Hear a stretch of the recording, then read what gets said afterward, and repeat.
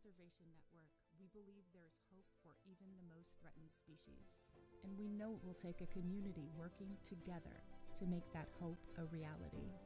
That's why we invest in local leadership and conservation around the world, support a network of partners with bold, effective solutions, and establish wildlife funds to save a threatened species across its entire habitat. We connect donors with the conservation work they support and ensure 100% of their money goes to the work they care about. Together, we're building a world where people and wildlife can coexist and thrive. WCN is perhaps the most extraordinary and successful conservation organization anywhere. Join us in creating a future for wildlife.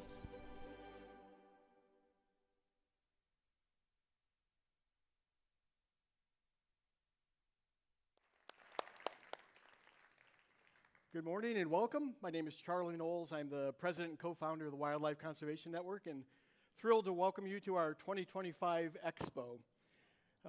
Obviously, this is a very sad week for all of us. Wednesday, we lost our friend, an icon of conservation, and really a hero of the planet, Jane Goodall.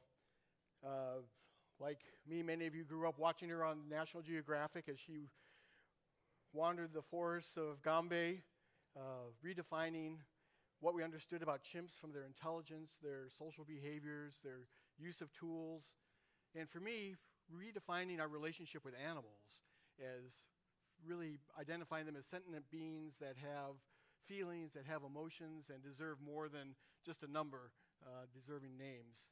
But I think Jane's real legacy will be in the millions of people that she inspired through her messages of hope. Not just wishful thinking, but hope with action.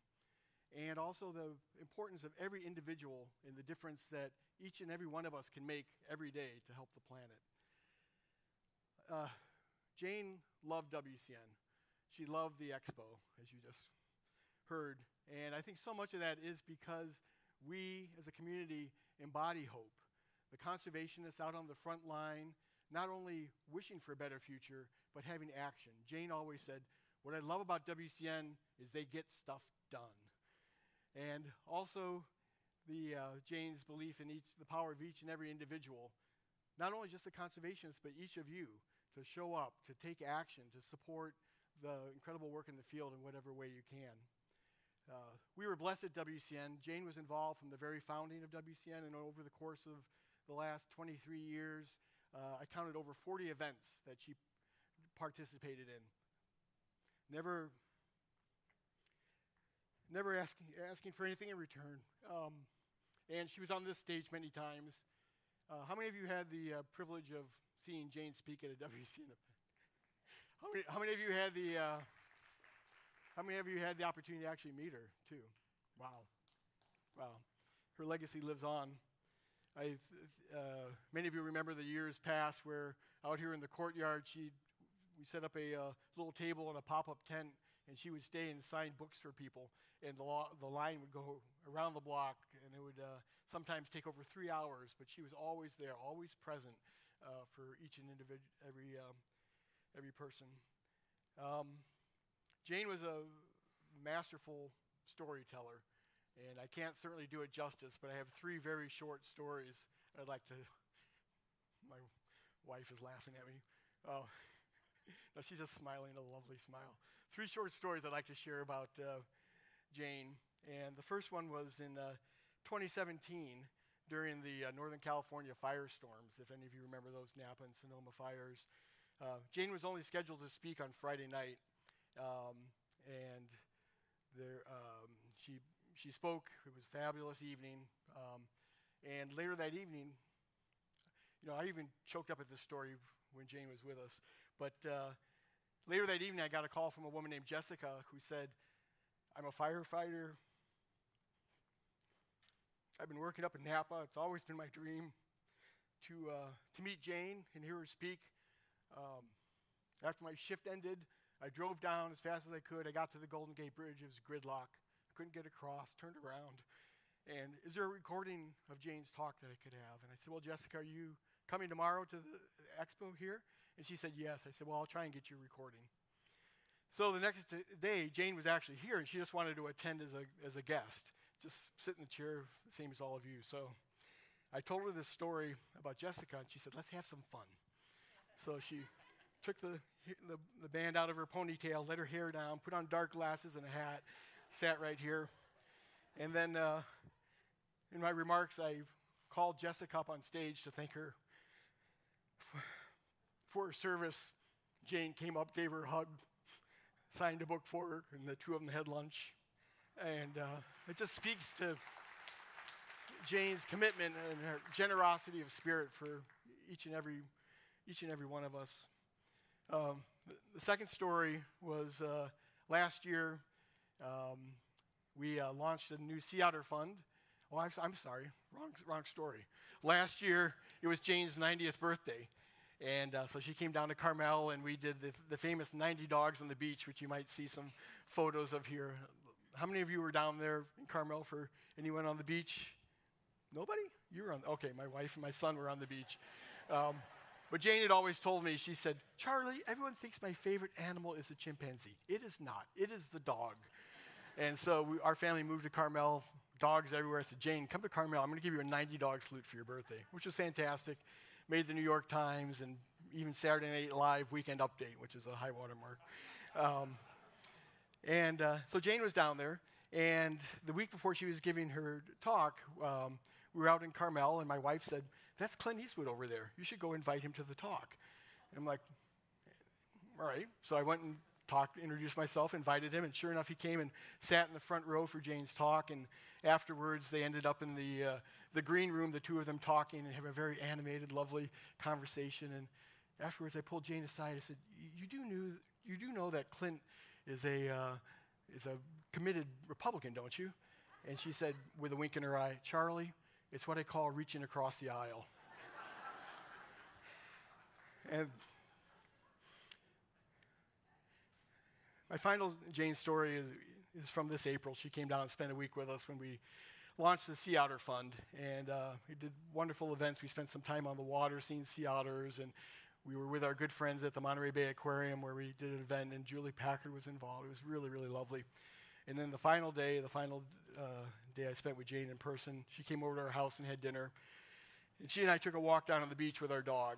And the beach was virtually deserted, but there was one other gentleman, and he came up and said, excuse me, I don't mean to bother you, but you look exactly like Jane Goodall. And she said, I get that all the time. So, Jane, this isn't, even though we're grieving, we need to celebrate what we had of our time with Jane. Such an intelligent, gracious, witty person. And her legacy really lives on in all of us in our commitment to have hope and not just wishful thinking, but to take action. And then also our continued belief that each and every one of us can make a difference for the planet each and every day. So, thank you all.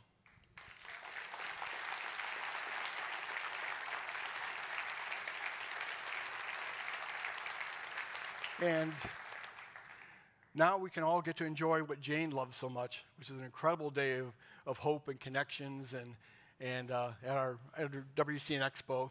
And to kick things off, it's my great pleasure to introduce a very good friend, a fantastic conservationist, WCN's Chief Conservation Officer, Paul Thompson. Thanks, Charlie. Thank you. Good morning, everybody. Thank you, Charlie, for that. We know you had such a special relationship with Jane, so thanks for sharing those stories. For me, Expo and Jane are very closely intertwined. It was actually about 10 years ago that I first connected with Jane in the hallway right outside this auditorium, and we bonded over a shared love for pangolins. And that moment really carried me through my career in these last 10 years. And that type of connection is exactly what Expo is all about. So WCN has designed Expo explicitly to create and foster that connection directly between you all and the incredible conservationists we have joining us here in San Francisco. So in this room, outside, downstairs, we've got about 70 plus conservationists, wildlife experts from more than 60 countries all over the world. They've traveled thousands of miles to be here with you all today.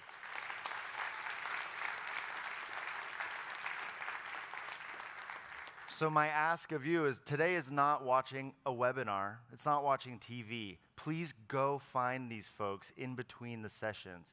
Introduce yourselves, ask how you can help, find out more about their stories. They've got so much to offer. So WCN exists to do this. We provide a platform to support conservationists that are working hard in the front lines to protect wildlife and support thriving communities around the world.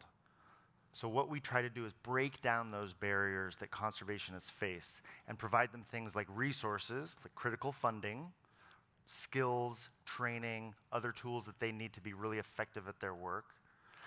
And then for our supporters, we want to be your trusted guide to these amazing, vetted, trusted partners. So you know that when you make a donation, 100% of what you donate to will go directly to these speakers today. We're very proud with that 100% model.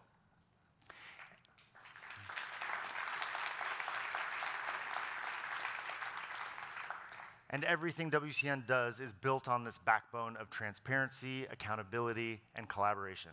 Because it was Jane who said, we will not succeed if we work alone.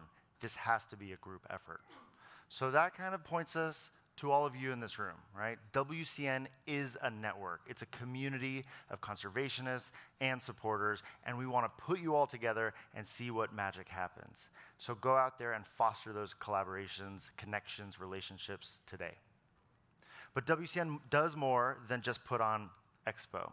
So these are our 3 programmatic areas. We have our partner network, where we team up with conservation organizations, again, in the field, at the front lines, and we invest in them deeply. So you can think of it almost like an incubator program, helping them evolve and grow and be the best possible organizations they can be. We also have a portfolio of wildlife funds. So these are funds that issue granting to species projects across the entire range of that species, enabling the most effective interventions and projects to protect those species. And then we have our Rising Wildlife Leaders program. So this is focused on the individual conservationist, providing things like training, leadership, capacity building, other tools like scholarships, career opportunities. We're really trying to build that next generation of locally led conservation. So, what can you expect for the rest of the day? Well, every year, those of you who have been here with us before, you know that it's different every time. So expect the unexpected. We've put together a little bit of a video, though, to be your guide in how today's going to work. Steve, if you can roll that. Ready to embark on your conservation adventure? Let's turn you into an Expo expert in under 2 minutes. 2 stages will run presentations simultaneously throughout the day. Check your schedule to plan which session speaks most to you. And remember, every presentation will be recorded and available on WCN's YouTube page, so you won't miss anything that matters to you. Between sessions, here's where the real magic happens. Head out to our marketplace. And this isn't just shopping, it's direct connection with conservation. Almost every booth is staffed by conservationists from that organization, and they are eager to share their stories and answer your questions one-on-one. Most items you see have been crafted by local artisans from the communities where our partners work. When you purchase these treasures, you're directly supporting both conservation projects and the families who created them. It's conservation in action. Remember to bring your receipts to the checkout counter near the entrance when you're ready to take your purchases home. For easy navigation, scan the QR codes on any screen around the venue to access our mobile schedule with real-time updates. And when hunger strikes, you'll find food just outside. And Chase Center's Stripe City is within walking distance. Remember, today is about connection. Connect with fellow wildlife enthusiasts, engage deeply with conservationists who've traveled the world to be here, and discover how your passion can translate into real impact. Your Expo adventure starts now. ready for Expo today?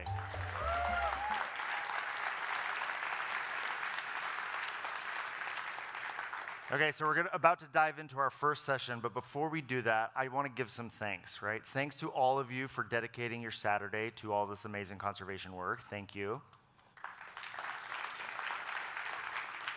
I also want to thank the WCN team who has been working so hard for the last several months to put on today.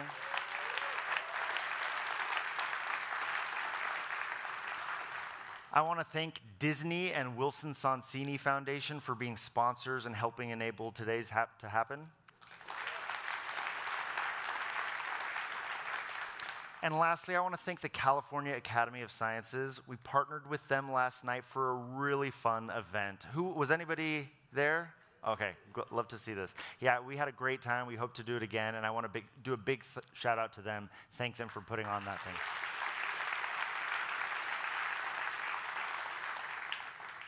Okay, our first session focuses on the importance of veterinary medicine for wildlife conservation in the field. We're going to first hear from one of my favorite conservation leaders who's at the head of a Rwandan-based conservation organization.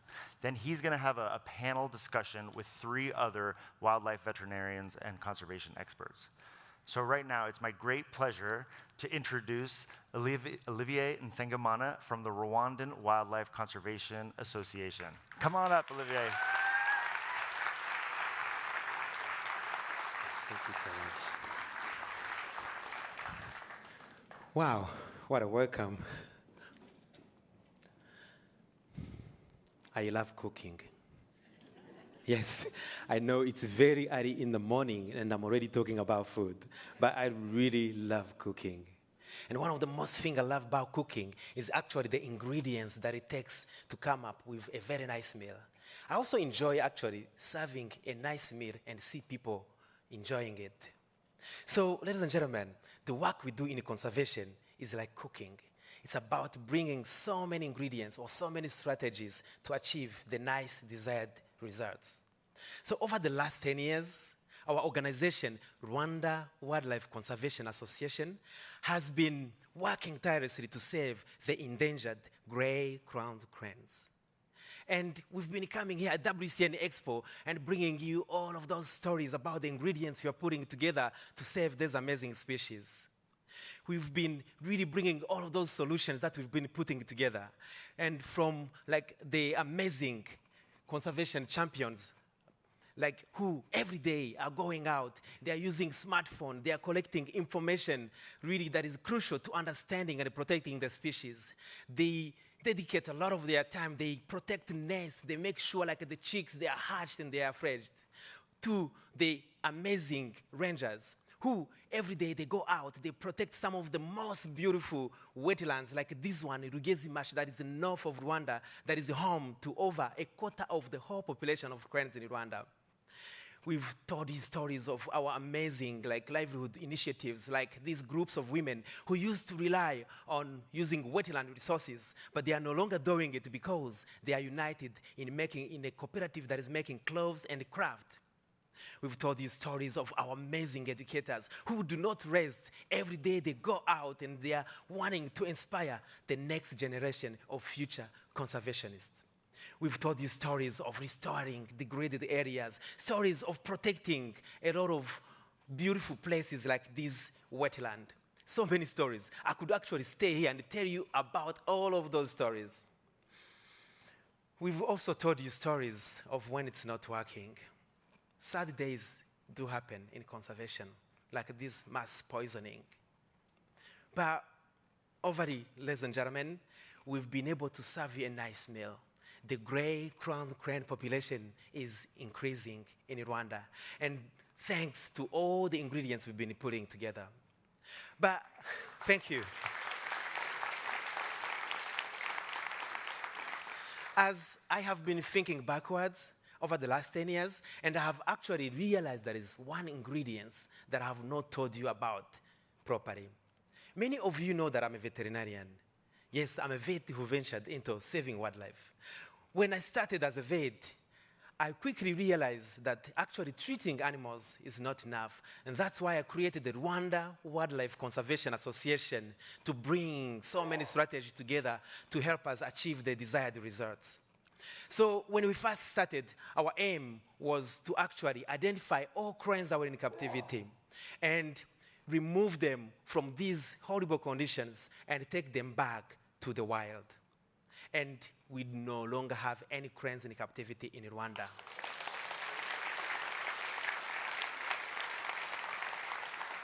Throughout this whole process, we actually came across a wide variety of veterinary programs due to poor conditions under human care. And our team and veterinarians have been working to give a second chance to all of those cranes. For example, this is one crane, 036. It's not 039. Who remembers 039? 036. When we went to this house, we were trying to actually do a quick exam. And when we spread the wing, trying to spread the wing, this wing was not moving. And when we examined properly, we realized there was a wire that was holding the wing to the body. And when we cut the wire, this wing was dropping down. And when we investigated, actually, we realized that the gardener, when he realized the crane has broken the wing, he found a wire and has tried to tie the wing close to the body. And this wire has gone deep in the muscles, even close to the spinal cord. It was so painful. And this one is one of the cases we worked on when we started our work. This crane was in serious pain. But with our veterinary skills, we've been able to help such cranes. And actually, we've been able to move over 160 cranes back to the wild, thanks to the veterinary skills on our team. But veterinary care is not only about treating injuries. Towards the end of COVID, as if things were not bad enough, we had one of the worst challenge that you can ever think in avian medicine. This is crane 254. As you can see, this crane is sick, has neurological signs, lack of coordination, weakness, twisting head and the neck, dropping wings. These are symptoms of avian influenza, also known as bird flu. So it happened about mid-2021 in our sanctuary in the capital city. You see, we keep our cranes free range in a large area, but the other wild birds, water birds, have come in and have brought us avian influenza.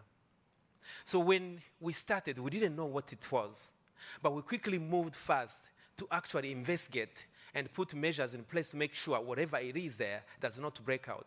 We also actually did a lot of diagnostics to understand what was happening. But around the whole time, we also identified cranes that did not have any symptoms and put them in a safe area, almost creating like a knock. We did lose, unfortunately, some cranes. It really hurts to see one of the most beautiful species, the birds I love, to see them hurting. But actually, it created a lot of courage for us to work hard to try and save some. This really involved 24/7 care. I remember my colleagues, Deo, Providence, and many others not sleeping through the night and the day, giving like intensive treatments like fluids to these cranes. And we were able to save some of the cranes. And together with the government, we actually put like measures in place to make sure the disease does not break out and go, avian influenza can cause in terms of like a poultry industry. And when we tested all of our staff, none of them got it. This is a disease that can actually even affect people. And that's the role of veterinarians, the role of fighting disease. You see, without competent veterinarians out there, a disease outbreak can even drive extinction. So when I started as a vet, I always told myself, I really want to be one of the best vets in my country. But it's never straightforward. When I started the Rwanda Wildlife Conservation Association. I thought this was the way to achieve that. But there were a lot of barriers. You know, I always joke that in my career as a veterinarian, I have had the chances to work on the big species like elephant, rhinos out of Africa, here in America, in the zoos. And you might be wondering why. And this is because the veterinary profession, especially for wildlife, is still restricted. The veterinary profession is imported. So many veterinarians are flown in to come and do the work. And it's okay. We are so grateful for the experts. But you can imagine when an animal is sick and someone has to fly from Europe or somewhere else to come and save the animal. Sometimes the animal would even die before the people or the vet gets there. But yet we have, in Africa, we have so many veterinary schools in our universities. And you always wonder, why don't you have the experts to save these animals? So our organization, Rwanda Wildlife Conservation Association, has been building a huge veterinary department to not only help cranes, but expand our expertise to helping cranes. As we turn 10, we are now training veterinarians to empower the next generation of wildlife veterinarians in our country. This is our veterinarian, Christophe. He's out in the park, and he's working with the Akagera National Park to actually evaluate the success of reintroduction of lions in the park. He's using the technology, looking if the lions are pregnant. And this is Christophe and Jessica. They are working with another team of veterinarians from South Africa, and they are helping one of the recent introduced rhinos in Akagera National Park. They are actually detecting to see what's causing the lameness. They are using X-ray. So we are taking to another level. We are putting in place the veterinarians who do not only help cranes, but who can help so many other species. But trust me, this does not happen in one day. And I would really like actually to thank our partners like the Houston Zoo who have believed in us and have helped us to build the state-of-the-art like a veterinary clinic, and have helped us to actually have mobile like service to go out quickly and help. I would like to thank WCN, the Dry Creek Foundation, for their support through like trainings and scholarship. I would also like to actually thank our government that now can see that we have vets and they give us a chance. They trust us to do the work together with Akagera National Park. But trust me, the trust is not earned in a day. There are days when they think, can they do it? Do they have the abilities to do it? But when you come here and give us even a chance, you believe us to even create a vet on our team, it creates that trust among the whole ecosystem. And I do believe together we can make a difference. We can advance veterinary for our species conservation. Thank you so much.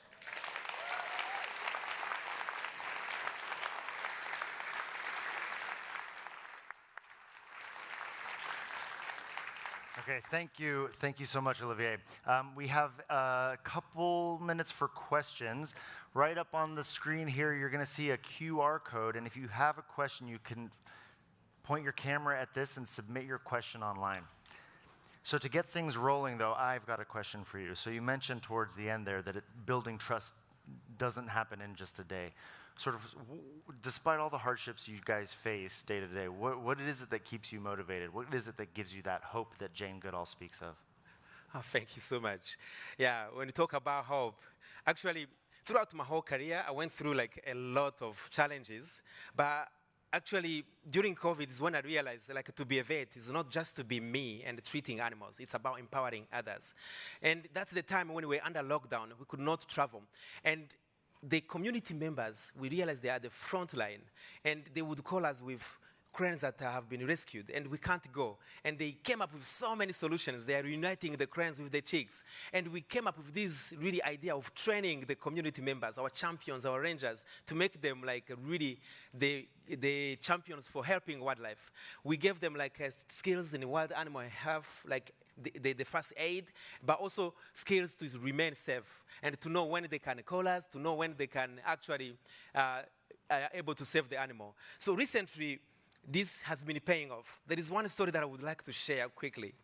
There is a population of blue monkey. They live close to this big wetland nearby the lake, and a papyrus swamp. And this papyrus swamp sometimes break off, it goes with the wind and floats in the lake. So this one monkey found itself floating in this part of papyrus. And actually the papyrus was sailing towards Burundi in another country. And this monkey tried to swim, get out of the papyrus, or tried to swim to go back, and not a good swimmer. And there was this fisherman who was there with his boat, and he saw the monkey, and he immediately called our champion, say like, hey, we've been talking about wildlife, what can I do? And they guided him, they told him, put a boat close to it, and let's see what it does. The monkey jumps on a boat, to the edge of the boat, and I have this photo, I wish I could share with you, and he comes really paddling, there is a monkey on the top of the boat, and slowly the monkey jumps off and goes back and joins the other population. And that's hope for me. I'm not there to help the monkey, but I know when the community is on board, anything is possible. And that really gives me hope.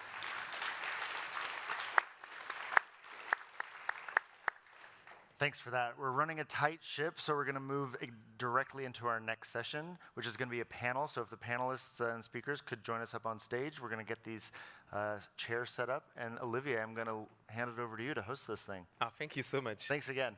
Yeah. Okay.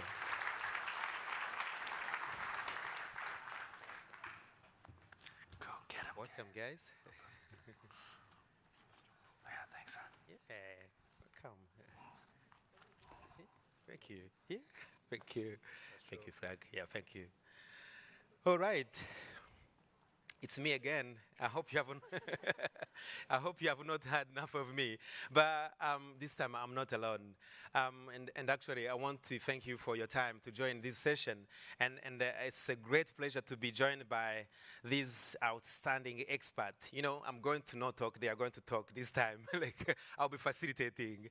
And we are going to be continuing our discussion on how actually exploring how veterinarians can help in conserving our species and how our work is very important even this time more than ever.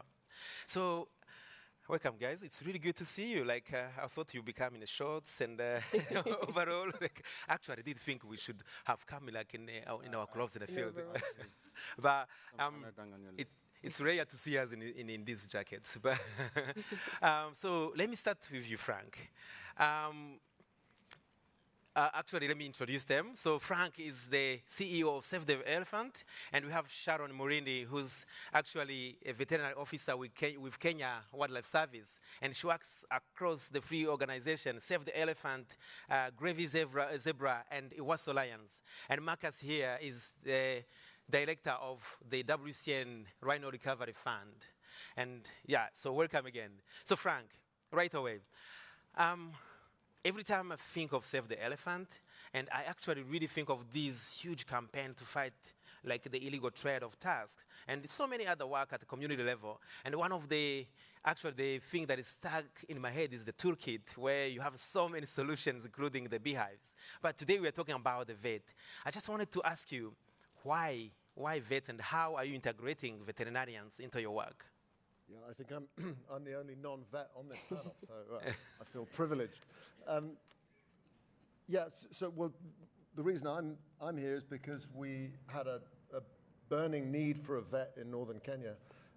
Save the Elephants, at our core, we're a research organization, and that's how we can achieve impact at scale, because we do the research and then we can share those lessons learned across the continent and with communities across the continent. So there's a lot of research you can do at arm's length and through binoculars and cameras and tracking and so on, but for a lot of work, you need to get up close, and our only interface with the animal itself is through a wildlife vet.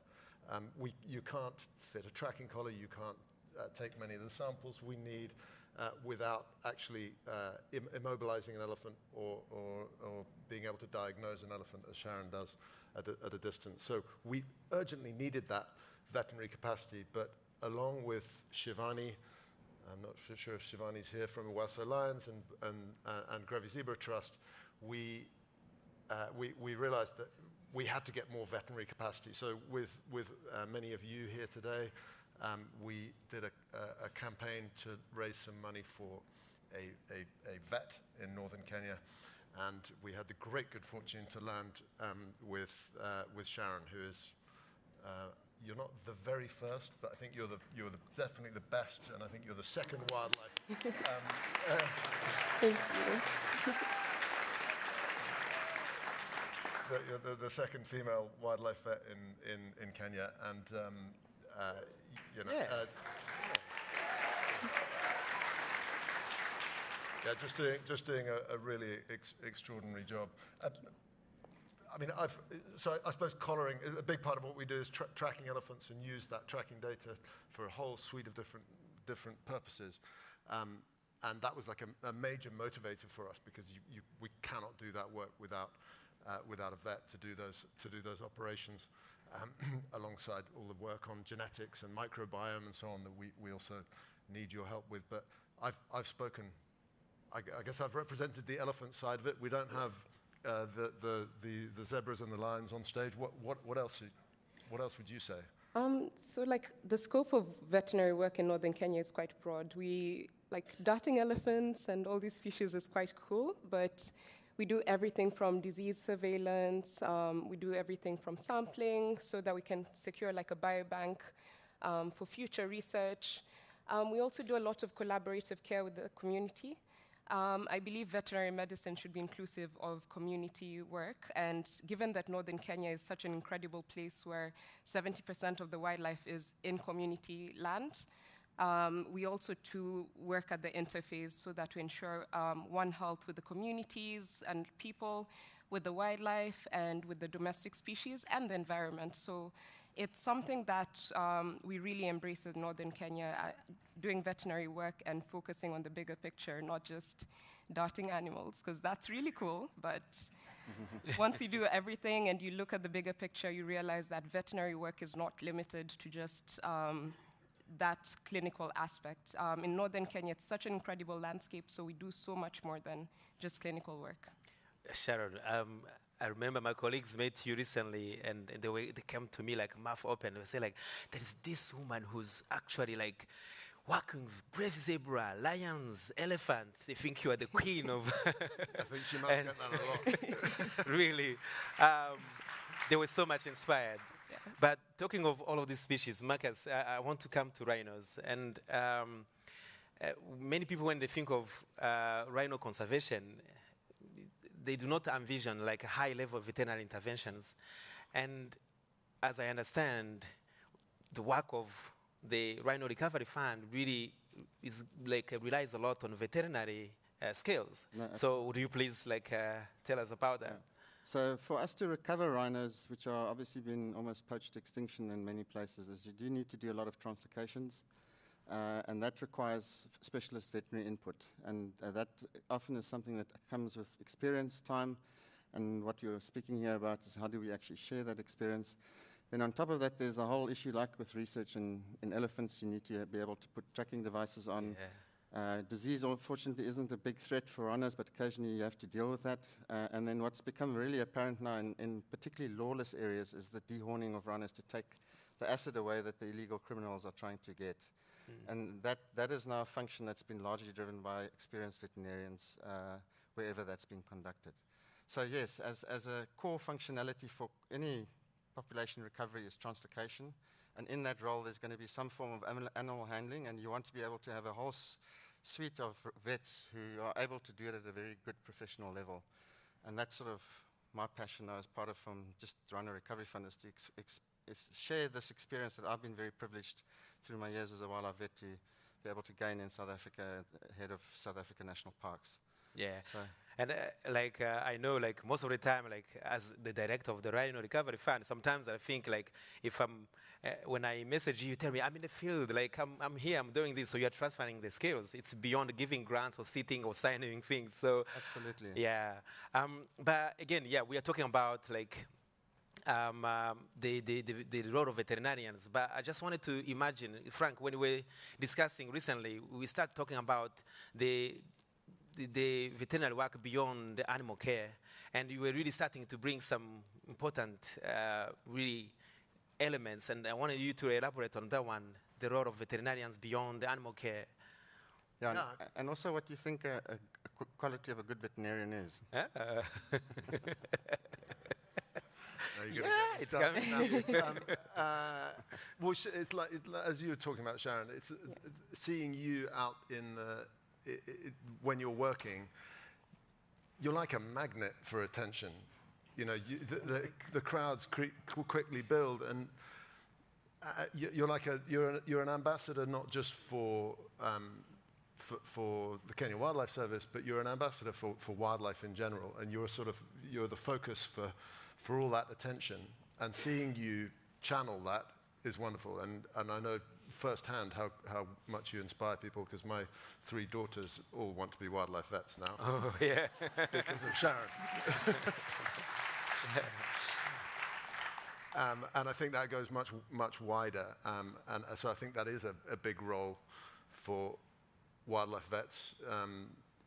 And I'm sure you experience the same thing. In fact, Yeah. you know, it is to your point about characteristics, I think humility is a very important thing for a wildlife vet, because they're a bit like helicopter pilots. Once they know this kind of work, they can become very self-assured and think they know everything about everything. And so a little bit of humility. So I think it's a very good I point. can get lynched up here for saying that. No, but I think it's a very good, important point, is that because the wildlife vet often is the glue that keeps the animal handling situation together, you do need to be able to be professional, and there's a certain aptitude and attitude that you have to be able to adhere to. And you know, unfortunately, a lot of damage is done when you don't have that right attitude.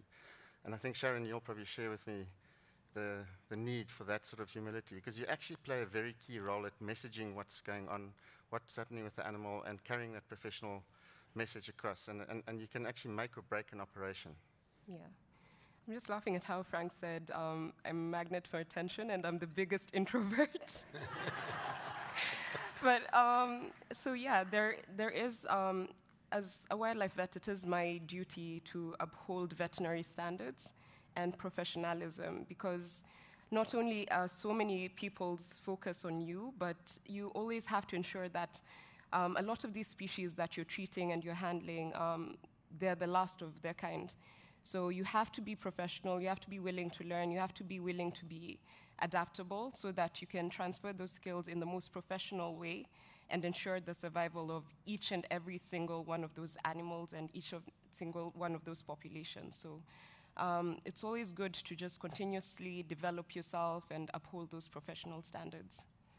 Yeah, talking of skills, it's really something that I've found that is really crucial to the work that we do. And I know, like, there are moments when I nearly gave up, like my profession, saying, like, I can't be a good vet, I can't do it. But when I realized actually I can be a vet by empowering others, like, that's when I started, like, something to really go out there. And I remember when I came to Marilangwe, and in my aim, I was training, but I was looking for someone. And in this moment, like, Marcus and I hooked, and I said, like, Marcus, we want to be training people in Rwanda. We want actually to do it at home. And he said, let's do it. And I just wanted to come to you, Marcus, and really, the skills, what do you think are the important skills out there, and the importance of networking, and yeah. So I think I also just want to recognize your drive to build something in Rwanda that's homegrown. And we need a lot more of that, you know, training yourself in Kenya. So I think the important thing with these wildlife interventions, it's high profile, and often there's a stigma that only if you've had a lot of experience can you do it, but where do you get this experience?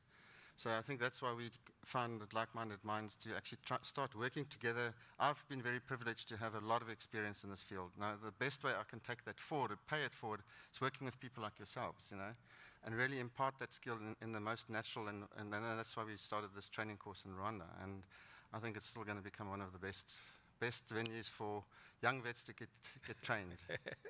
And yeah, you are coming very soon. Yeah, so I have the privilege of firstly being a WCN veterinary scholar, and I am pursuing my master's degree in conservation medicine. And that's something that I really, really wanted to do because, again, being a vet, I keep telling people when you get out of vet school, it's like jumping from the frying pan into the fire. Yep. and then there's a bigger fire, and then someone is there fanning the flames. Yeah. So it's literally baptism by fire, because you don't know what you're doing half the time.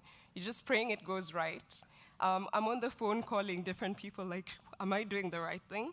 And that is why all this training and capacity building is so essential to myself and other veterinarians like myself, so that you can be able to gain that confidence, gain those skills, improve continuously, and just continuously build on that capacity and that professionalism. So once I left vet school, I was very privileged to intern with the Kenya Wildlife Service, which was intense. And after I finished that, that's when I came to work in northern Kenya, which is a very interesting landscape to work in. It's not easy. The terrain, I can tell you, is difficult. It's so hot. You're constantly learning about all these different landscapes and species.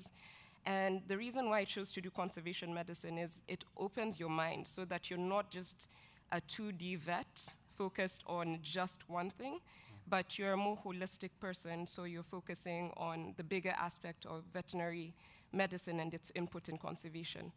So I am very privileged that I get to continuously build my skills. When you graduate from vet school in Nairobi, they tell you we've given you the power to read. And I didn't really take that seriously until you come to realize that you have to constantly be up to date with all the papers and everything that's changing in this fast changing world. So I hope to just continuously build on that, and I'll be attending the Rwanda Wildlife Conservation Authority Association training in a few weeks' time. And I hope to network. I hope to network with my colleagues and my peers and get some input and advice on how to do different things. And hopefully I'll be able to just make veterinary practice in northern Kenya much better.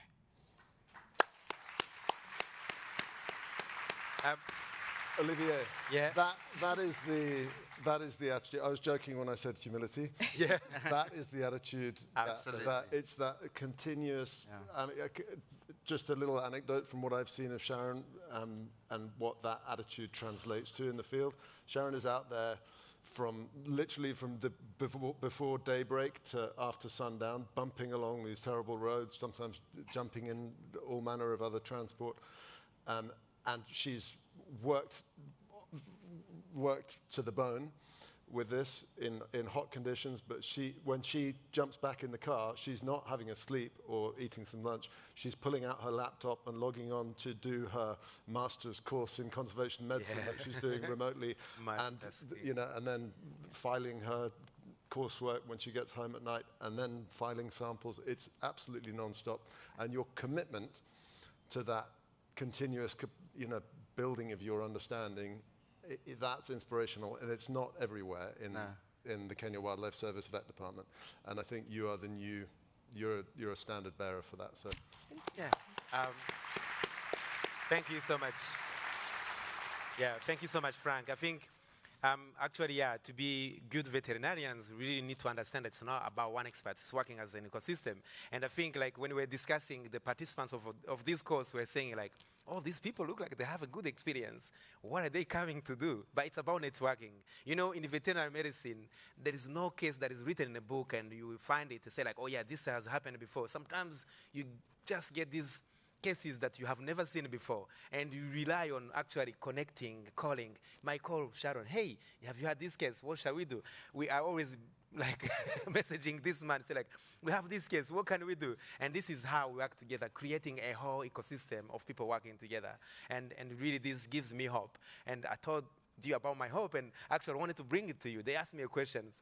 And I wanted to ask you, Frank, like, what is your hope, like, for wildlife conservation, but related to the role of veterinarians? Like, well, we need more Sharons. That's a big hope. I mean, Sharon is the sole wildlife vet in about 70,000 square miles of terrain across northern Kenya, and is frequently called in to do work that I might think is less of a priority. I'm not going to mention the species because Marcus will get upset. but there's a lot of translocations and moving animals onto private ranches and so on, and we're thinking, my God, there's so much need out there, and we need 5 Sharons across this landscape. But people like yourselves are making that happen. We've now got 1 Sharon, and Sharon is inspiring others to follow her footsteps. Absolutely. So I think, it's that inspirational role, both within that tight confines of the world of wildlife vets, but also people just wanting to care about wildlife because they've seen Sharon in action. So I think, if there's one embodiment of hope, I would say it's here. Sharon, where's your hope? You are hope. So I really just sat down and thought about it, and something that came up to my head is there's a story by one of my heroes, Wangari Maathai, and she talks about how there's a forest that's burning and everyone's panicking, all the animals are like, what should we do? And there's this little hummingbird who's rushing to fill his beak with water and try and put out the fire, and he keeps doing that. All the animals are like, what are you doing? And the hummingbird says, I'm doing the best I can. So I think that's my hope, that I can continue to do the best I can. I can continue to just have an impact in northern Kenya, because it's a land, I love my country, I'm very patriotic. And wildlife is our heritage. It is our heritage, we must look after it, and I just want to do my part into maintaining that and giving back to my community and my country. And I have been inspired by so many women in conservation and female wildlife vets, and I hope that I can also just make that impact to others and lead and make it easier for them to come up and do this profession and do something they love and contribute to the whole conservation of our species. Well, thank you. Yeah. Thank you, Marcus. So for me, the greatest hope is to be able to work with people like you, Olivia, and you, Sharon, fellow Africans that are really in it not just for one purpose of gaining knowledge or your own profession, but actually in it to save the wildlife for future generations. And us vets are going to play a big role in that. And it's just absolutely wonderful to be amongst people that are going into their roles. I can share experience. I mean, I always say that learning is never an ending thing. It's like climbing a hill that never ends. The steps just get smaller and they get steeper.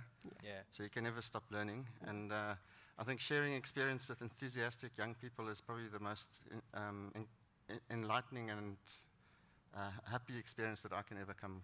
Thank you, Marcus. You are very generous, and really we are happy to have you. So this really brings us to the end, unfortunately.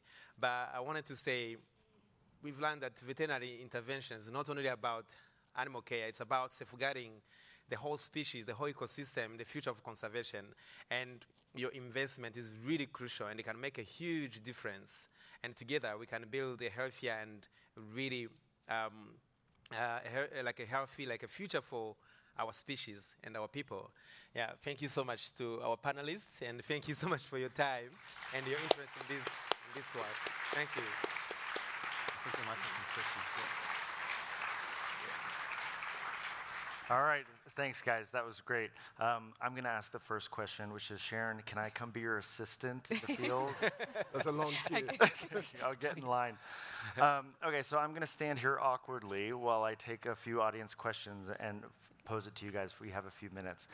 So the first one is for you, Marcus, and it's about your opinion on when and when not to interfere on a wildlife situation that involves like a natural health issue, like a broken tooth or a gash that's not caused by humans. I think that's a good question. I think one of the big differences between working as a clinical vet and working as a wildlife vet is that you actually have to make difficult calls at times, because your concern is not so much always the individual, it's the population that you're working with. Like with those cranes that you had to treat, you needed to work out, okay, how are we going to stop the population from being affected? And you made certain steps to do it. Occasionally, a natural disease or an injury is a reason a predator can actually catch that animal, so you do not intervene with that. So it's being able to have that experience to know when it's critically important to save an individual for for genetic or rarity reasons, or when you actually let it be because it's part of a natural system. And disease is a natural predator. So the best thing you can do for wildlife is to create ecosystems that are healthy so that they can be healthy themselves. Yeah. Well Great. said. Yep. Any other contributions from the panelists? I think just to add on to that, that's why it's so important as a wildlife vet to not just focus on the clinical aspect of it, but to also focus on the epidemiological aspect, on the ecological aspect, and just realize that everything you do is a domino effect into building resilient ecosystems, and hopefully just understanding that every single action taken as a wildlife vet has a bigger impact in a bigger picture. Yeah. One little thing I wanted to add is, like, it also depends, the decision, we are constantly taking decision, it depends on the situation. And some for the species that are really critically endangered and really nearly extinct, sometimes you end up even intervening beyond what you would do in a natural system just to help every single individual because it matters. So it's about understanding and really evaluating the situation on the ground and taking the right decision for the species. Great.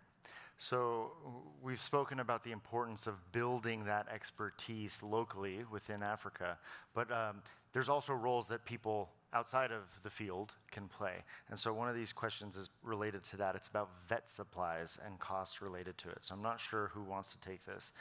But vet supplies can be very expensive as an investment. So is there further budgetary support you're still seeking for that supply side of the situation? You've got a clinic? Absolutely. It's a constant supply. And sometimes, actually, it's even hard. Like, there are some of the supplies that are not locally sourced. We have to import things. But definitely, it's a constant supply. But one of the biggest things that I really think it's like actually being able to put a vet in a team. You know, like salary for the vets, it's an example. And then, like, the equipment, basic equipment, I was talking to you, and you were like talking about the difficult conditions, like how sometimes you collect the sample and then it's cooked because it's hot, you don't have the cold chain.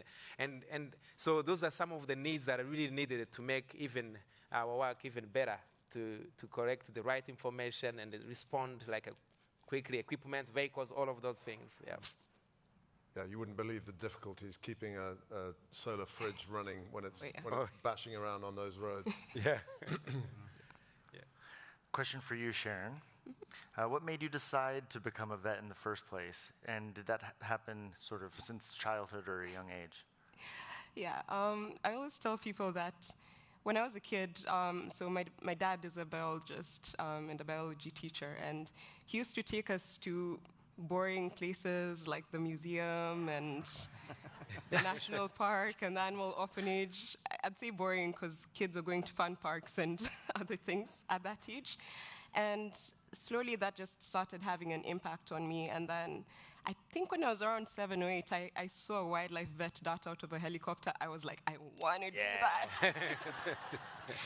So I got into vet school knowing that I want to do wildlife medicine, and basically during my time in vet school, I'd go around KWS bugging all the different vets, like, I want to follow you, I want to do this, I want to do this, and I got annoying to some point, but it worked because I'm here. But I mean, on that point, it's exactly the same reason I got into veterinary science, and also I bugged every wildlife vet that I could. So it's, again, it's like learning from people that are already experienced and actually being inspired by them, and hopefully that we can all set that example for the next generation. Yeah. How about you, Olivier? Oh, it's actually like it's from a long time ago, having a chance to be out when I was a little kid. I always say we were free range. And one of, there was a day we were playing and I chucked a stone to this bird. It's a wagtail, and it's a totem from a family. And usually they say, if you kill that bird, you will die. If you kill your totem. And that time when the bird fell down, I was so scared. And I went to this wise man and I said, like, am I really going to die? And they say, like, why did you chuck a stone? So that's the first time I practiced as a vet. I was giving it air. I found some water I was putting on it, and the birds like really flew like this, and my eyes were open. I said, like, I'm not going to die.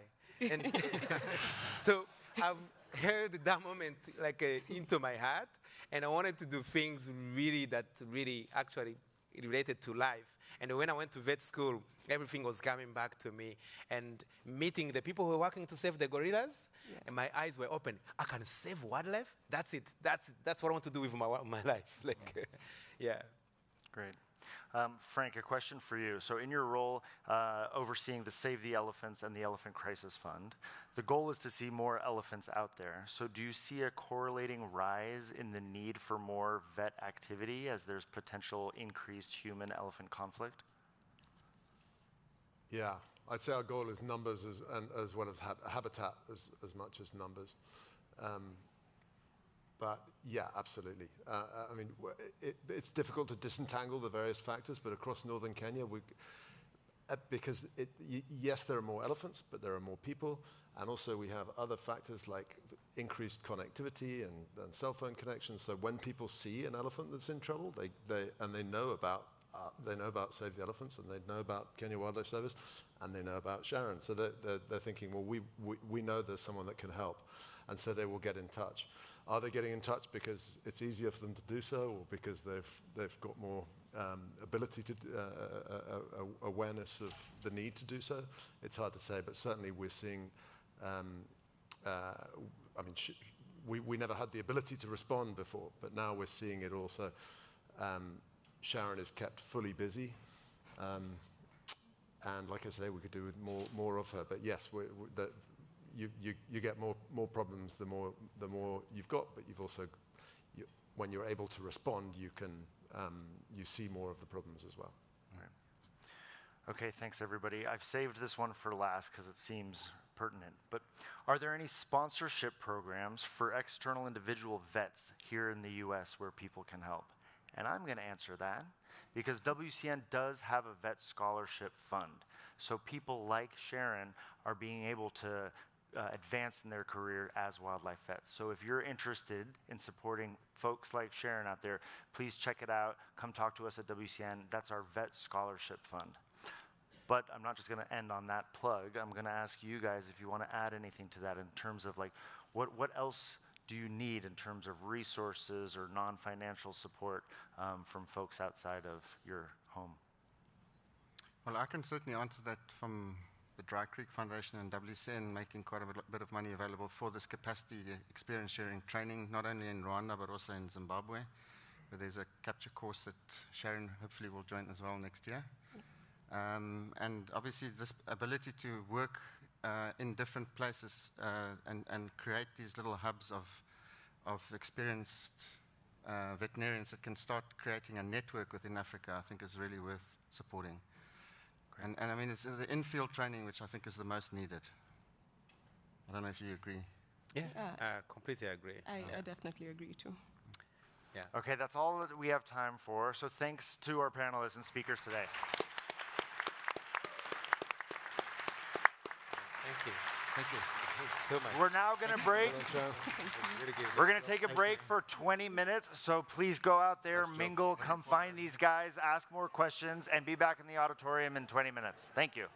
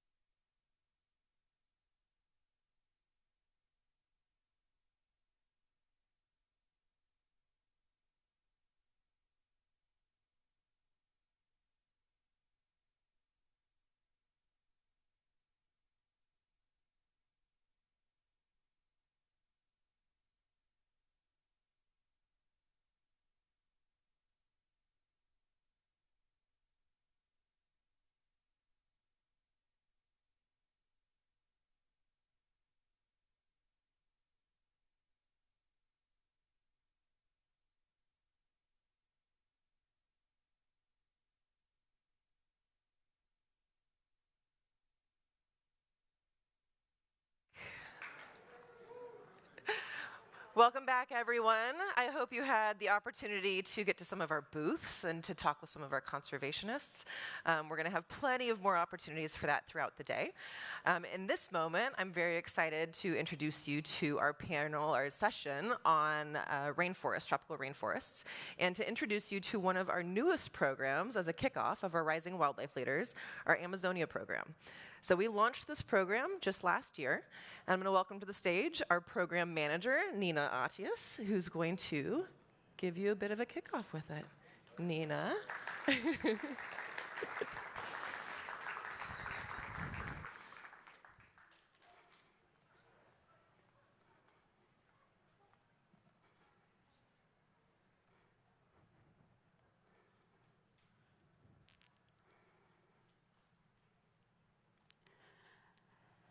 Imagine flying over this and hearing the sound of rain and the birds chirping and maybe a howler monkey on the background.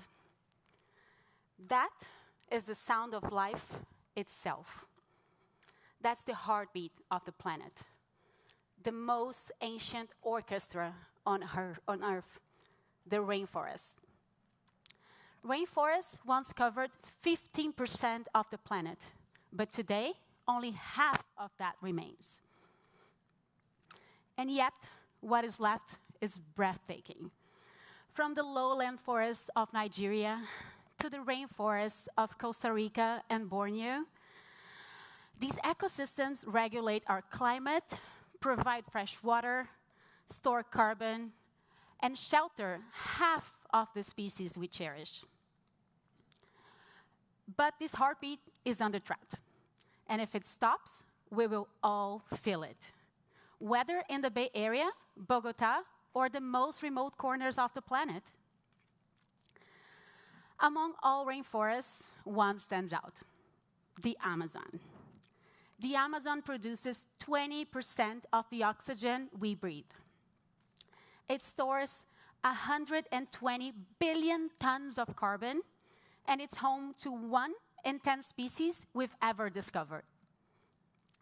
It also sustains 47 million people, 500 different indigenous groups, and drives weather systems as far away as California. When the Amazon thrives, the planet thrives. And in a few regions of the Amazon, it still feels like this untouched paradise, sheltering jaguars, harpy eagles, and red-faced walkery monkeys. But this apparent wilderness is not invincible. The threats are creeping deeper every day. Illegal logging, land grabbing, droughts, fire, and mining. They're all changing this green paradise. 20% of the Amazon has already been lost. In the last 40 years, 88 million hectares have been lost. That is the area equivalent to California and Montana combined. Protecting the Amazon is more than about biodiversity. It's about stabilizing our climate, protecting cultures, and ensuring our collective future. But how do we protect something that is so vast? The answer lies in people, local conservation leaders. They are scientists, lawyers, anthropologists, local indigenous leaders. They are nationals from Amazonian countries, and they are deeply committed to the conservation of their forests. When investing them, we don't just fund singular projects, we build movements that last. That is why, in partnership with the Gordon and Betty Moore Foundation and the Global Environmental Facility, WCN created the Rising Wildlife Leaders Amazonia program.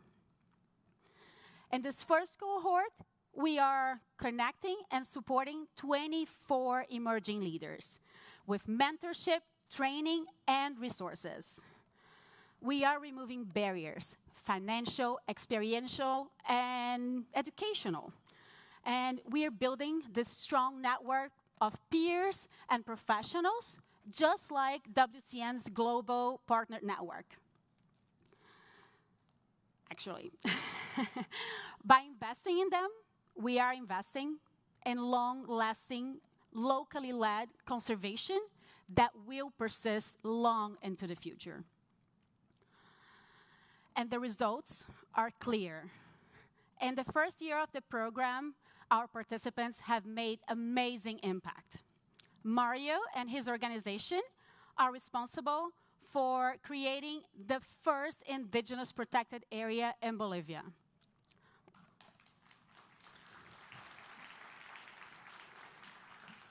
Vanya, just last year, installed 10 additional bridges so wildlife can cross and avoid roadkill in the forest roads of Colombia.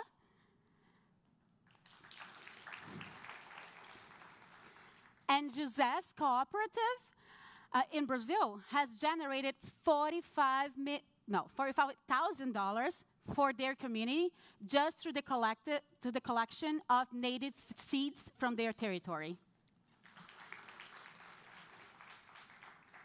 Across the world, from Malaysia to Nigeria, locally led conservation proves that when national leaders are empowered, forests endure.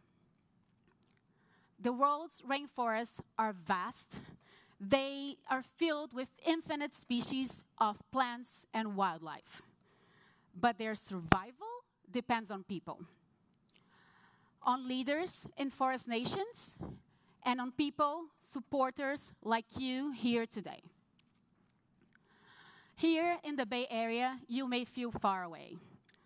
But every breath you take, every season of rain that nourishes your food, and every medicine that is still to be discovered, it's all connected to the rainforest.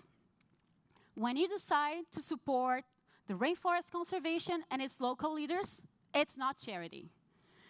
It's an investment in our collective future.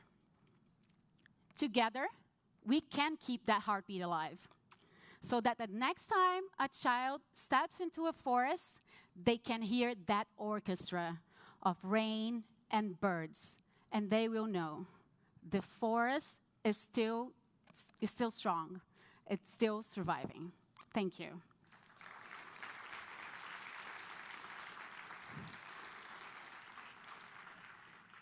And now, I am very excited to introduce to you one of these emerging leaders.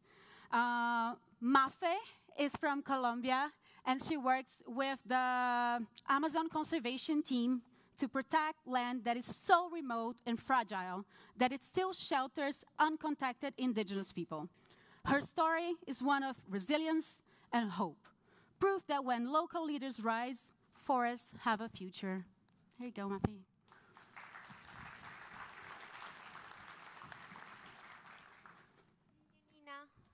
Thank you all.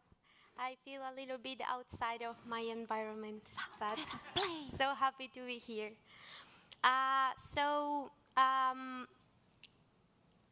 Here.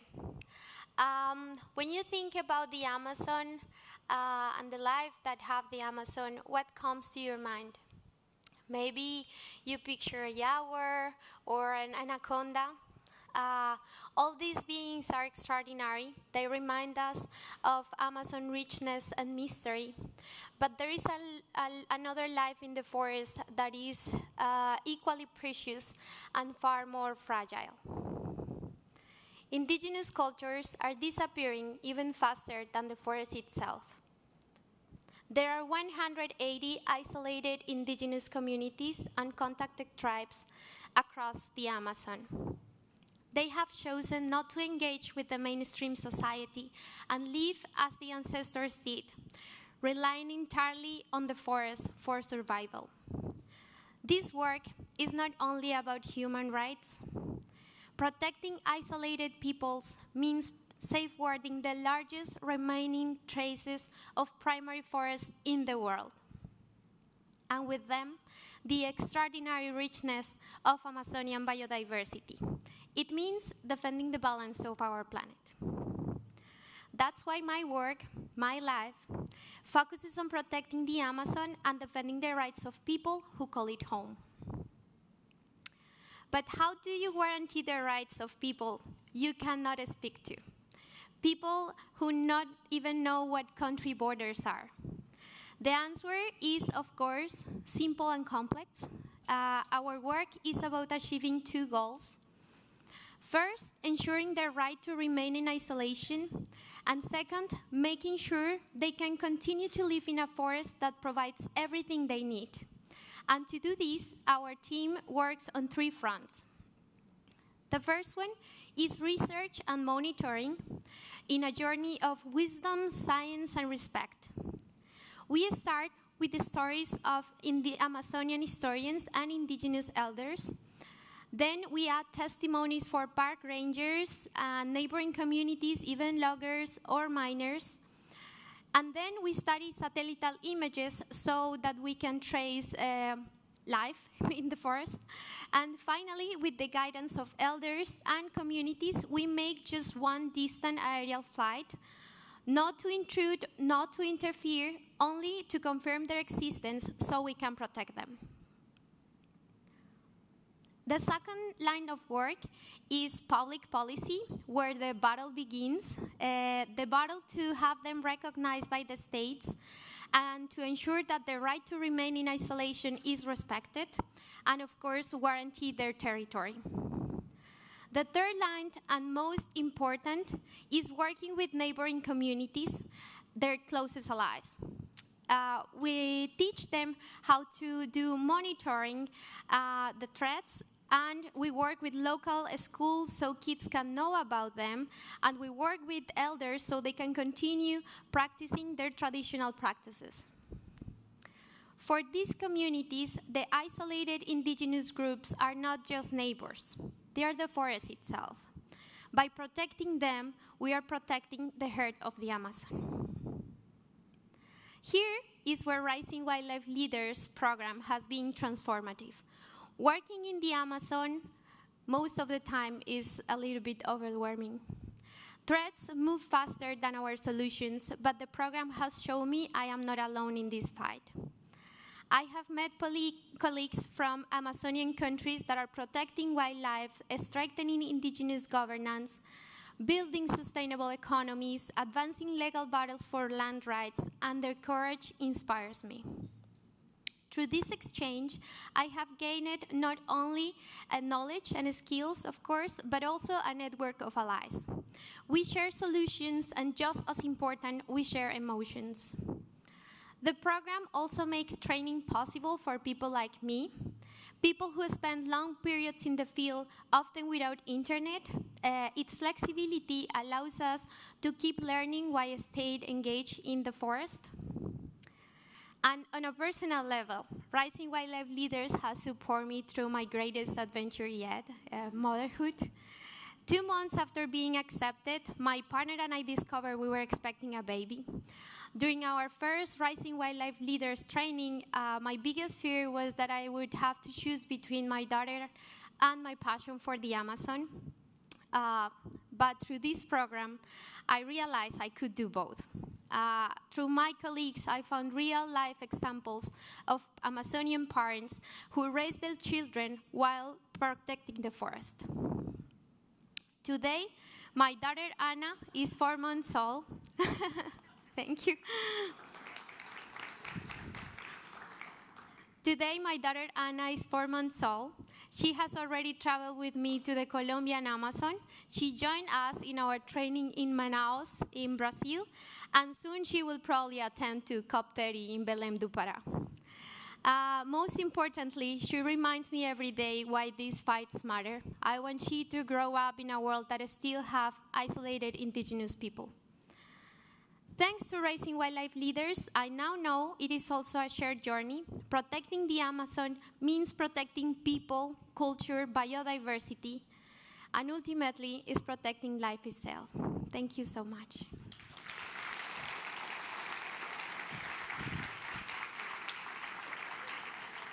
Thank you so much, Mafe. Now, let me call Laura. So we have time for one question. I want to just quickly say, having been part of this program, they're all incredible conservationists.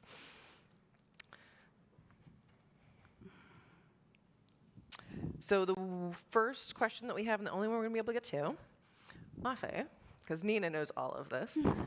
What is one or two key takeaways of the type of trainings that you're experiencing as part of the program?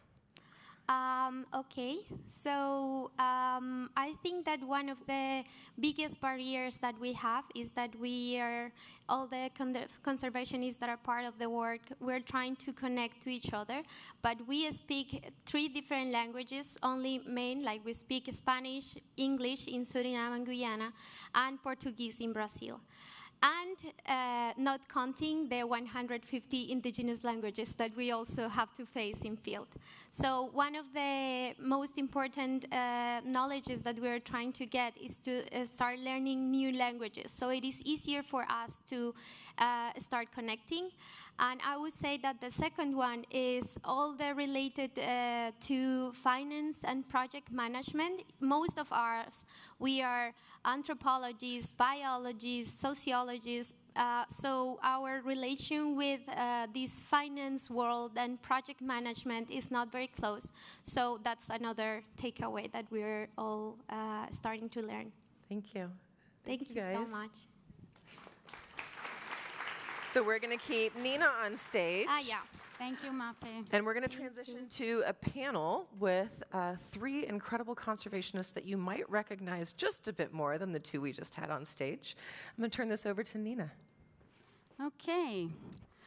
So now I would like to invite to the stage Hirola from the Small Mammal Conservation Organization, who is protecting Nigeria's lowland forests and its tiny bats. And Farina from Seratu, Aatai, working in Malaysia's rainforests with elephants that live under the canopy. And João, our guest from Brazil, from Instituto Juruá, working in communities to save their livelihoods and the 10-foot arapaima fish. Okay, let's talk. So, João, since you're new, I'm going to begin with you. What is it that makes rainforest so special for you? Like, why did you decide to work towards its conservation? Thank you, Nina. First of all, thank you very much, WCN, for this opportunity. I'm super glad to be here. Well, my history with Amazonia starts with a parrot. When I was 2 years old, my grandfather got a parrot from Amazonia. And since then, I felt in love with birds. And I went to Amazonia to work with birds, bird conservation. And then, as soon as I arrived, I realized the magnificence of Amazonia. It's perhaps one of the last big frontiers for the human knowledge. It's a place that you can find from a small invertebrate up to a new human group that never interacted with the world as we know. So it was fascinating for me, and I do not remember the person I was before the Amazonia. So I'm there for 20 years. I arrived there 20 years ago. It is so cool. Thank you. Thank you for sharing. Yes. Hello? Okay. All right. I guess for me, it's actually the elephants that brought me to the forest. So in Sabah, in central Sabah, one of the area where we work is the largest home for the Bornean elephants. We have about 1,000 elephants living in this area. And in this big forest complex, there is a primary forest called Danum Valley. So if anyone been there, it's one of the only primary forests in the world. And recently we did a survey, and we still found about 50, dipterocarp trees that can go up to 100 meter.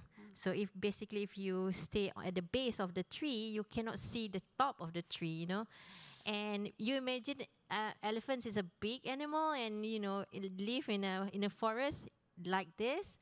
You can't even see them. So it's extraordinary how I can get to know the forest through the elephants. Well, My story is a bit more about romance. Because that's where I met my husband. And that's what brought me to the forest. But actually, it's also about bats. Can you guess?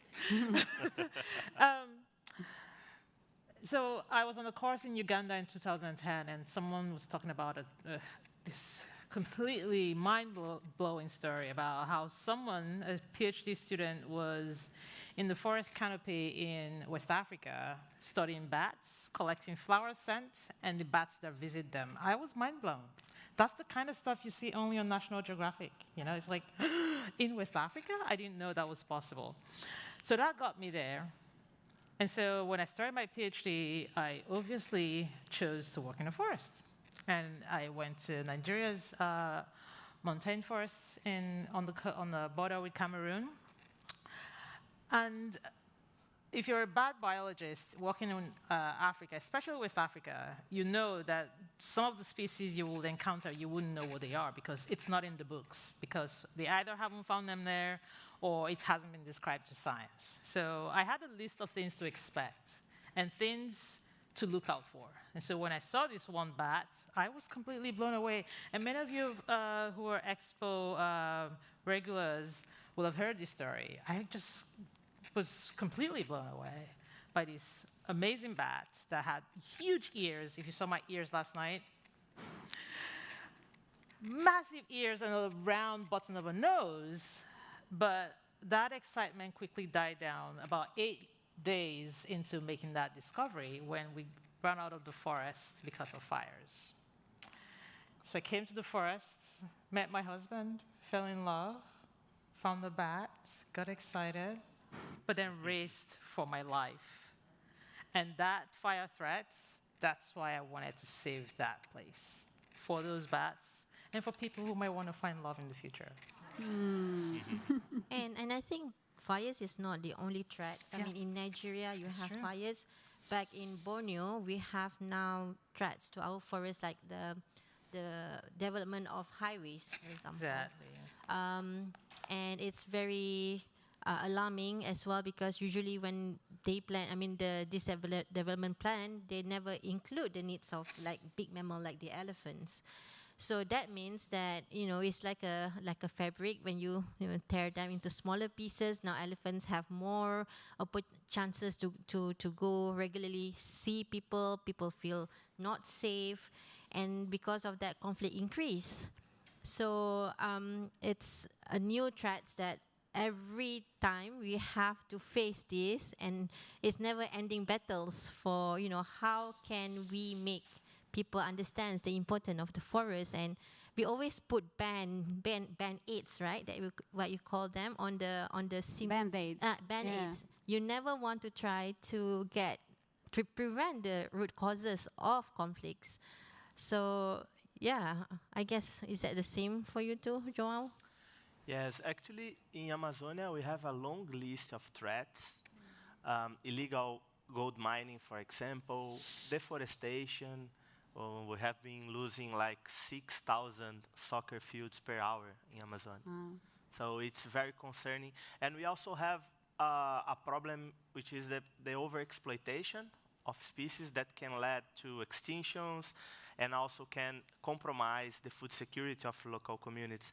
But within this threat, we have also a very positive and good news. In this, working with this threat, we were introduced to arapaima, this very big fish. And this is like our superstar, because we used to say that this is the fish of change. The arapaima is very important and was almost extinct over the last century. But then, through the integration of local knowledge and scientific knowledge, local communities and researchers developed a model, very simple, based in territorial protection and fishing quotas, where local people can harvest the arapaima. And the results are so impressive. Through conservation agreements, local communities can be empowered to protect their territories.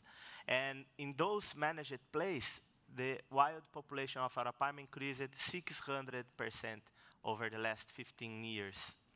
And the giant turtle, which is also a target species, also has a population size 42 times higher in those managed areas. And the poaching was reduced in 98%. Wow. So the results are very, very strong. And it showed us that people in tropical countries, especially people, are the most important part of the solution.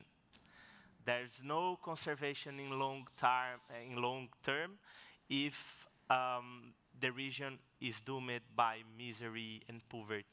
So, and it's important to be clear because for a very long time people were excluded from conservation paradigms. But we have been observing that people are a very important part of the solution. Very true. Is that true for you guys too?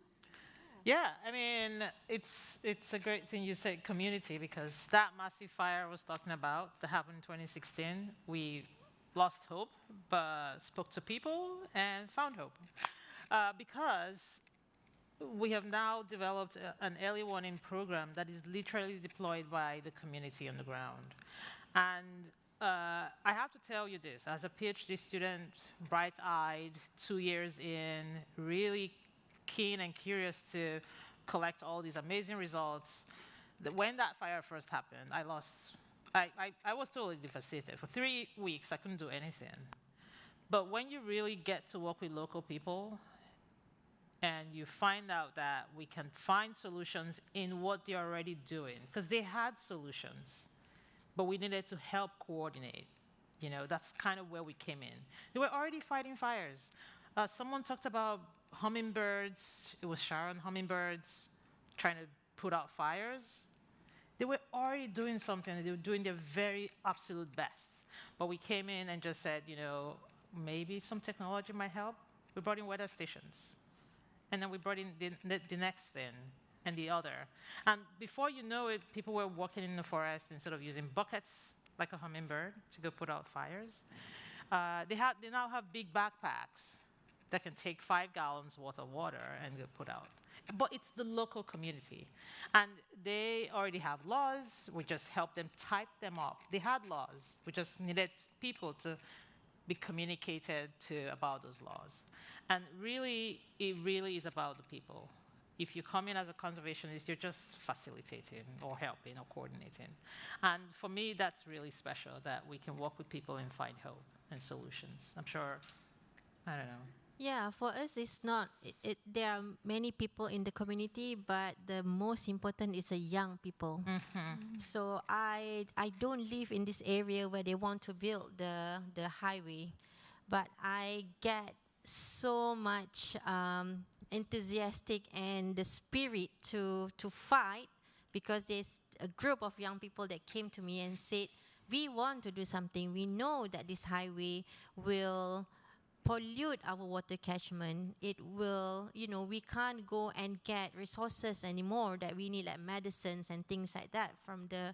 So when they came to me, I feel that, okay, you know, I have new voices as well, young people who wants to say something, but they never have the chance to do it. So we provide with them the skills, you know, they do citizen science, not like super, you know, like a university science and things like that, but we use those findings to go and speak to the policymakers. And, you know, with that, we managed to get the government to do wildlife crossing for wildlife now through that, to the area. So even with this, you know, very finding from the local communities, it's very, very important to make changes as well to happen on the ground. Yeah. So people are part of the solution. Absolutely. For each and every one of you. That's amazing to hear. Yeah. And can you, maybe Ruru, you can go, like, can you share a little bit about your successes, like what's been going on and maybe what you need to, you know, just keep doing it or even making more impact? Happy to. So last year we told you we got motorbikes because of WCN and because of this wonderful family that we have here, to forest guardians who would typically trek miles and miles trying to find either a fire or going to respond to a fire. And they would maybe over the course of a year be able to do that for 100 farms.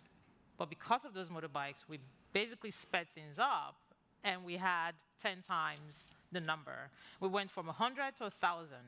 And this year, we did close to 2,000 farms. That is impact, because you know, the real thing about the model that we're doing is we don't want fires in forests. End of story. Not a single event. Because the problem is once that fire gets to the forest, you're handicapped. We're not like our fire. We haven't got planes. We only got buckets or bags. Yeah? If it climbs on that forest, it would go for weeks and weeks until the rains come. So rains are how we put out fires in Nigeria. But these local people have gotten support because of you, and that has expanded stuff. And in fact, we've now just broke ground for a fire command center at the base of the Afi Mountain Wildlife Sanctuary, and we're needing support for that. But it's not just about the fire command center. It's that there's all these other things that we're doing. We're even looking to scale up the program. And I am now part of a fellowship program that's helping to design that scale up. That's all going to need support, because in the end, you really want to reach that one person that makes a difference. You want to find that one person. Look, when I'm in the forest and in the communities and somebody walks up to me and says, "You saved our farms." I'm like, "What do you mean? I was trying to save the forest." "Oh, but they're like, we don't get fires on our farms anymore." I'm like, "Oh, but I wasn't even tracking that. I was just interested in the forest." But you see, in the end, it really comes down to the fact that as a community, they're pleased when there are no fires in the forest, but on a one-on-one level, they're interested in their livelihoods. And if you're getting cocoa in your chocolate, which you are, it's because there's a farmer in West Africa, in Nigeria, who doesn't have fires on their farms. And that is impact for me. Wow, thank you. Yeah. That really impacts my life as a chocoholic, so thank you. Chocoholic, there you go. Yeah. How about you, Farina? Yeah, so obviously it is, to be honest, it's not in our hands to stop, big. When it's come to money and conservation, do you think which one will have better chances to win, right? So we are now only working on the one stretch of this big Borneo highway, they call it. It will connect the whole Borneo. It will happen in other places as well. So we want to be able to be involved from the beginning. For where the stretch that we're working right now, we come actually quite late. But learning from the current experience, we want to do better for the other project. So again, like expanding, what we learn to another place with a new community, we need time. We need to give them all the skills and the resources they need. The skills so that they can speak their idea much clearer. I mean, this group of youth. And to be able to do that, we are hoping that right now, not only just mitigation, again, to put the Band-Aid, but to make sure that we can prevent before we have to cure. And I think that is very important. That is great. But I actually heard you had a great success in that one road, right? Yeah, so actually we managed to make them stop because it's a long stretch of road that will go through the forest reserve. And because of the findings from against citizen science, we managed to stop the project that goes through the forest reserve, and then they now will build alignment through the other one. So yeah, again, we want to learn this so that we can also make sure that this won't happen in other areas as well. That's amazing. Yeah, congratulations.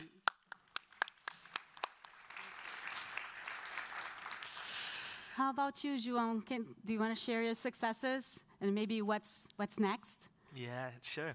There is an important researcher called Hatan Lau.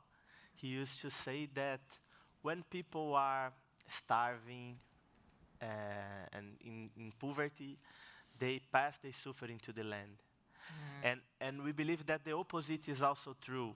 When people flourish from the land, they can better protect that land and take care of the land. And at this moment, we have around 2,000 people protecting 4 million hectares in Amazonia.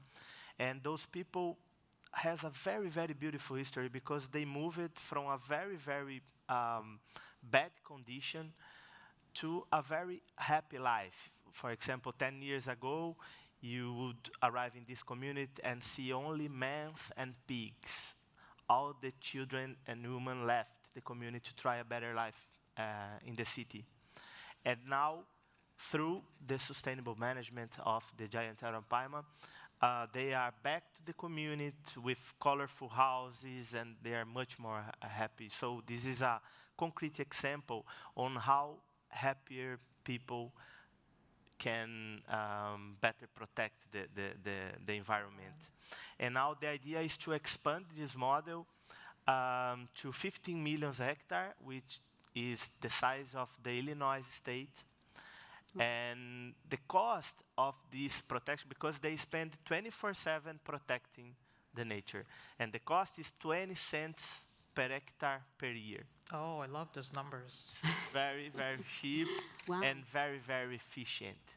Oh. So the idea is to move from 4 million hectares to 15 million hectares in 3 years. And beyond that, beyond the work and the practice, I think it's very important to spotlight those positive examples, because conservation science is also is always immersed in doom and gloom narratives. Yeah. So people are very, very. The impression is that we are always racing against the time, you know. And we need to spotlight those successful stories to create hope, to create optimism, because this is the most important currency to handle the threats that we are facing. Thank you. Yeah, I totally resonate with that, Juan. Thank you so much. And it's, as you said, we are always racing against the clock, and we focus a lot on the negatives. And I bet that must be hard. So I wonder, like, what keeps you guys going? You know, can you share stories of your work that, you know, just when you're having a rough day, you just remember that one thing? Maybe, Aurora, do you want to share? I see you nodding. So, Yeah, I am, because I feel like we started Expo talking about this, the next generation, really. I mean, the whole morning has been somebody getting trained or somebody training someone, and WCN, you know, the Amazonia program. In our case, we started the West Africa Mammal Partnership to really get people on the ground doing stuff in their own countries. And so I really resonated with Mafe's talk about indigenous people, people on the ground doing the stuff. And we started that program, and that gives me hope. But you know what else gives me hope? And maybe it sounds like it's about chocolates, but hold on. It's that cocoa farmer who says, my forest and my farms no longer has fires. But he thinks it's about me. He doesn't realize it's about his brother or himself. Because here's the deal. We put up signs in the communities, and people have to look at those signs to know when to burn. You all know that. A lot of you in California, you get this sense of, you know, fire risks being reported. Yeah? So it's that cocoa farmer on the ground responding to that instruction and that advisory, as well as the next person who then goes out to put out fires if they need to. And so that is what gives me hope, that it's not me, you know. I mean, sometimes we're in the field and our vehicles break down. In fact, the other day I called Kelly, I was like, this vehicle has broken down twice today. You know, that's stressful. And that can stop me sometimes. But I'm now really excited that I am no longer the one running up and down, trying to put out the fire. It is people on the ground doing it. And that's what gives me hope. Just straight up. The next generation and the people on the ground putting out their own fires. Thank you.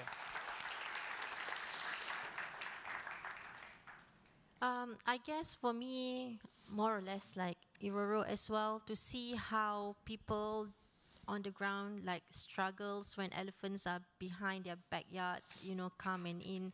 I have one single mother because she has not, so she just using solar panel. She only get lights at night, and that is only for 2 hours for cooking and to feed the family for dinner. And she came to me, she said that, Farina, I am very scared of the elephants because at night we don't have lights. Other people have lights, so now elephants are attracted to come to pass through our home because they feel safe, something like that. So looking at the struggles of people and then thinking as well for the elephants, like where are they going after this, So I feel that we all here still have the time, still have the, we can put the energy and whatever resources we can to make things, stop putting band-aids, and we have to prevent, rather than cure. Cure is expensive, takes times, and we still have that time to work together. So join us and let's do this together. Yeah.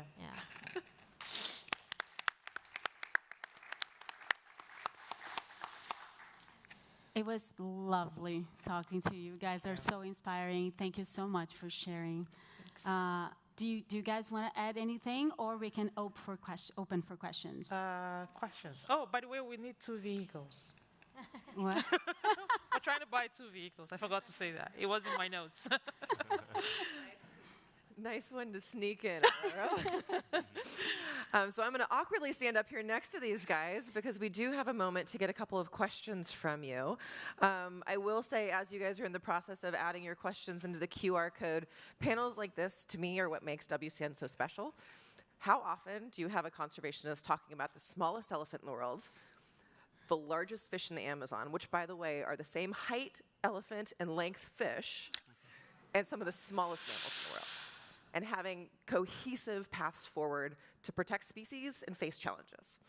It's really very special.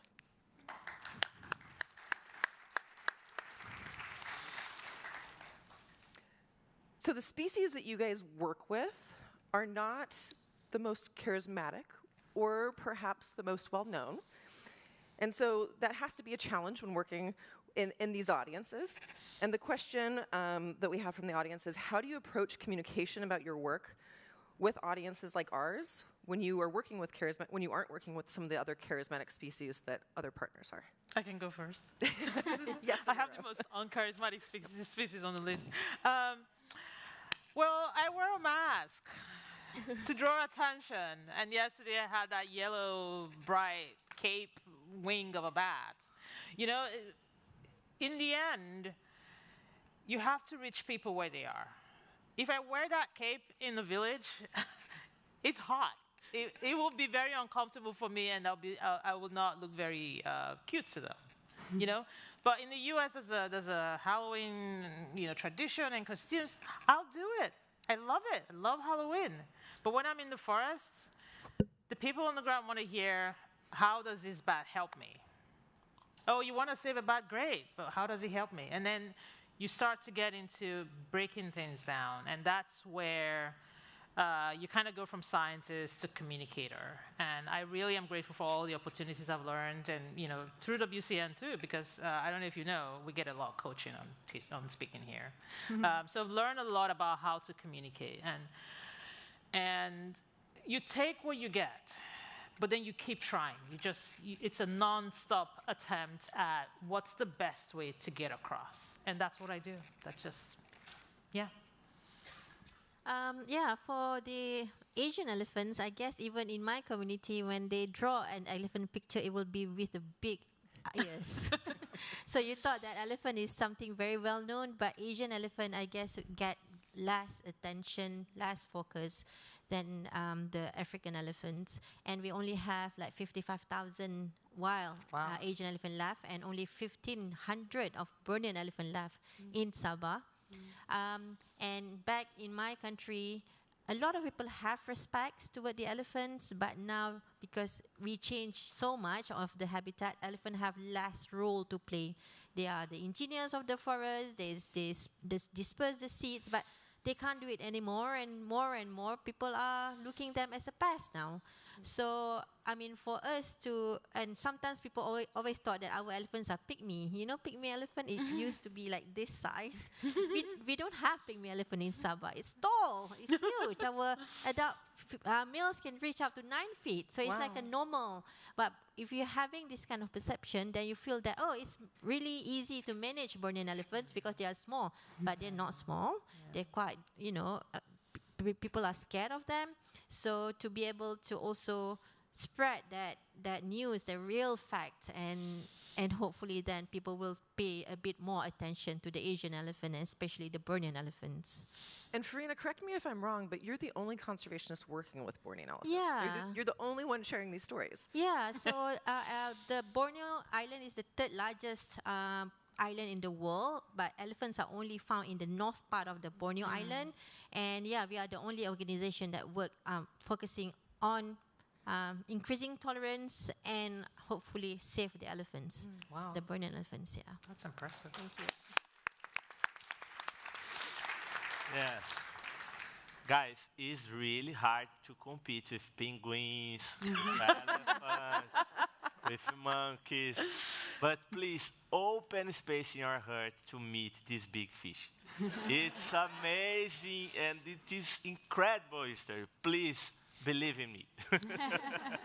Well, so interesting fact, right? When we just came back from the Amazon, the scales from this fish are hard like bone.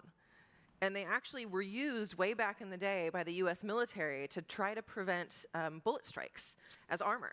Like, it really is an incredible fish. Yeah, it's wonderful. You're going to see it's wonderful.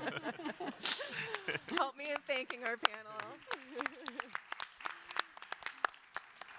Thank you so much, you guys. Thank you.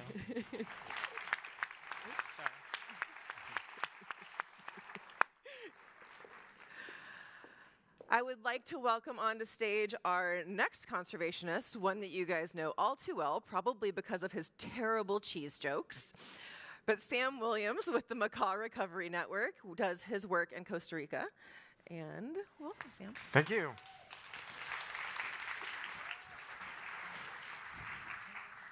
So I work with the great green macaw, and it's one of those charismatic species. But I think what we've just heard was incredibly inspiring, and it's amazing to think that there's these rainforests all around the world that are host to this incredible biodiversity. And you might feel sorry for them because they don't have a great green macaw, but actually in each of these areas, as we move from west to east, from Costa Rica to the Amazon, to Africa, and then to Borneo, each place has got their own parrot. They've also got their own bats. My favorite's the Amazonian dog-faced bat. They've also got their own fish, and they're pretty big, except in Farina's foot's case, they provide spa services. And in each place, we've also got our own elephants, more or less. The point is that when we save rainforests, we're saving an amazing biodiversity. There's so much richness found in these forests. And it's not only our focal species, but also migrant species. So from here, the Swainson's thrush, which may be familiar to you, those birds come and overwinter in our reserve. And there are many migrants that come to the tropical rainforest for their wintering times. So rainforest is super important. Now, I'm well aware these are troubling times, and there's uncertainty, and we're all feeling maybe a little bit untethered.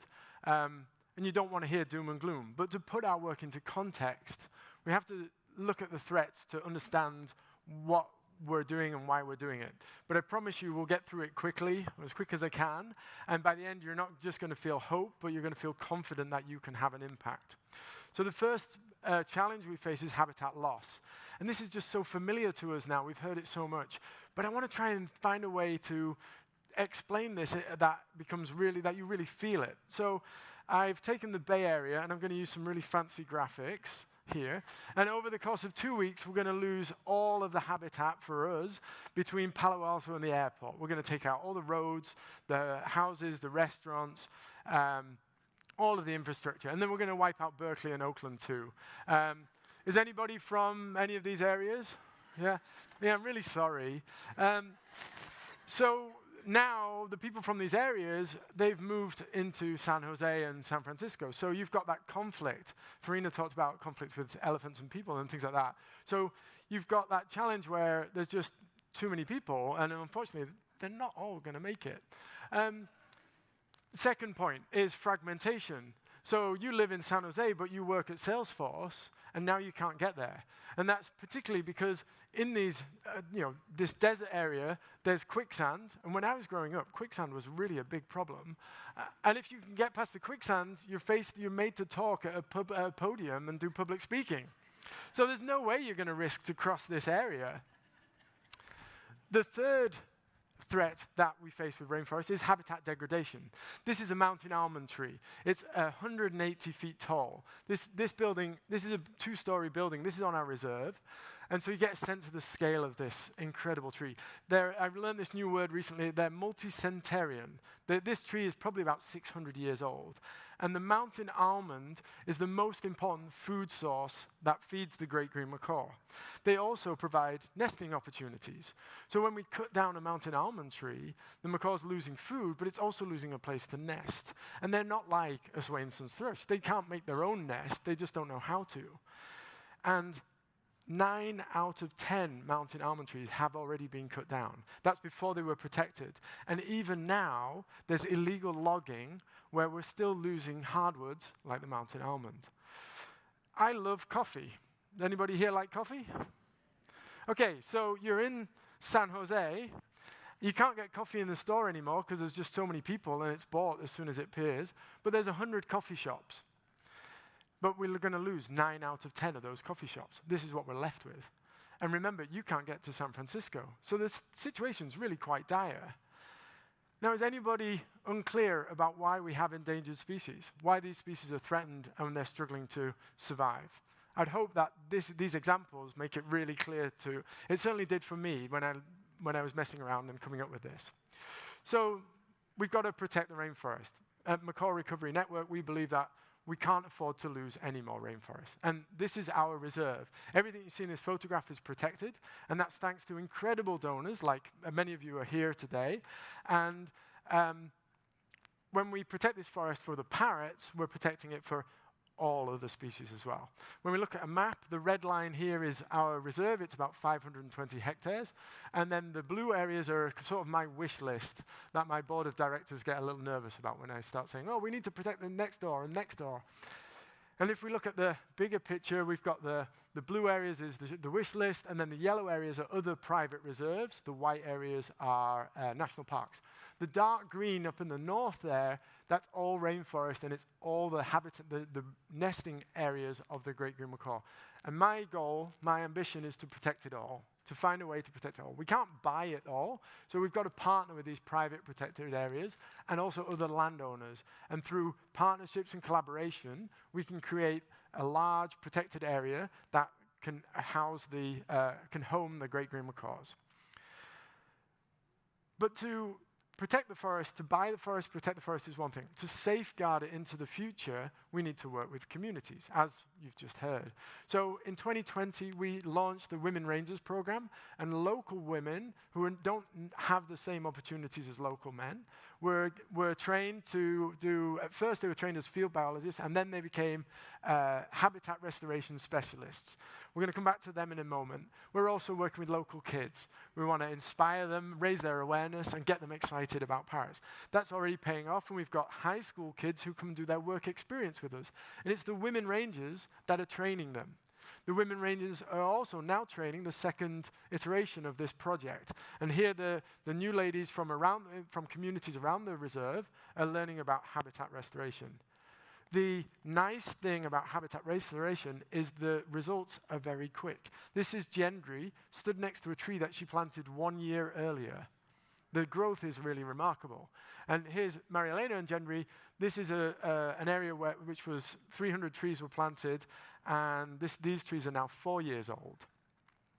This is one of the areas where we had the lowest survival of the trees we planted, and that's still 83% survival. So we were getting really good results with this reforestation effort. Just another example, this because I've got this mountain almond picture. This is Mario. He's a fully grown adult. And this is next to a 5-year-old mountain almond tree. The rainforest trees grow really fast, so we can have nice, quick results. And so when we look at the reserve, in a relatively short amount of time, when we're going to reforest this area, we're going to have monkeys swinging from trees in the top left corner over to these trees here. The full function of the ecosystem is going to take many, many years. And to have trees that are old enough that can house a macaw nest, that's going to take centuries. But we can get some quick results very quickly, and that's really nice. And the nice thing about restoration is when we look at the pasture, we can say, okay, well, we're going to plant trees every 6 meters. We can work out how many trees we're going to need, and we can work out the cost, and that's great. Now, I appreciate you guys don't do the metric system. It's far too logical and sensible. So I was thinking, well, how can I come up with a way to visualize the planting of 6-meter trees? And I thought, okay, of course, yes. The distance of 6 meters is just a little bit longer than an adult male narwhal with its tusk. So we can take a seed, and we know the cost. To turn that seed into a tree is $13. So that means we go through the nursery, we're planting the tree, we grow the tree, and then through to planting the tree, and then the post-planting care to ensure its survival and to look after it. And so $13, we can do that for a tree. And in our nursery, we've got over 6,000 trees waiting to go into the ground. The women rangers are growing nearly 100 different species of tree. So it's not just the mountain almond, but other species as well. I don't even know 100 species of tree. It's amazing that they're such professionals now. It's fantastic. And we can plant about 200 trees in a week at the moment with our current capacity. We've received some support from Disney, but we're still trying to expand our restoration efforts. And for me, it's a really nice project because it provides us with concrete numbers that we can work with. So yesterday, we were at the Cal Academy, and I looked at the map to see where it is, because I like maps. And I noticed that there's all these blocks, and they're all a uniform size. And again, I was thinking, well, how can you visualize what we can do with restoration? Well, each of these blocks is 14 narwhals wide and 32 narwhals top to bottom. That gives us 1.5 hectares. In 1.5 hectares, we can plant 420 trees, because we give a little bit of leeway for some trees that are still there or wet patches. And at $13 a tree, assuming a little bit of economy of scale, we're looking at about $5,500. So that's a pretty concrete example of impact that you can have. And we can plant about 200 trees a week, so we can deliver on that if everybody comes and supports this thing, we can't do it all in 2 weeks, but we've got a pretty nice pipeline there that we're working with. Now, if you're anything like me, you look at this and you say, well, Golden Gate Park, how big is that? It's 412 hectares, which is 115,000 trees. And assuming we own the land, which would be about $1.5 million, we could reforest Golden Gate Park, a Golden Gate Park-sized area, for about $1 million. Again, assuming some economies of scale. But that's really exciting because you can imagine the amount of wildlife you could have in an area the size of Golden Gate Park. We're going to need to restore forests, protect forests and restore them to bring the great green macaw back from the very edge of extinction.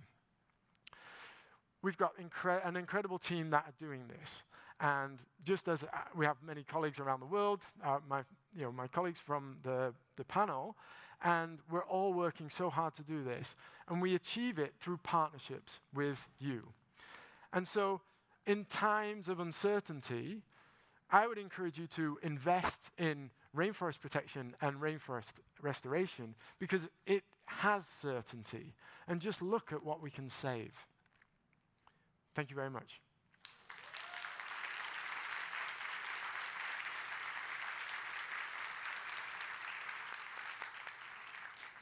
Thank you, Sam. So we have time for just a couple of questions. Okay. Let me see what you guys have for him. No cheese jokes, okay?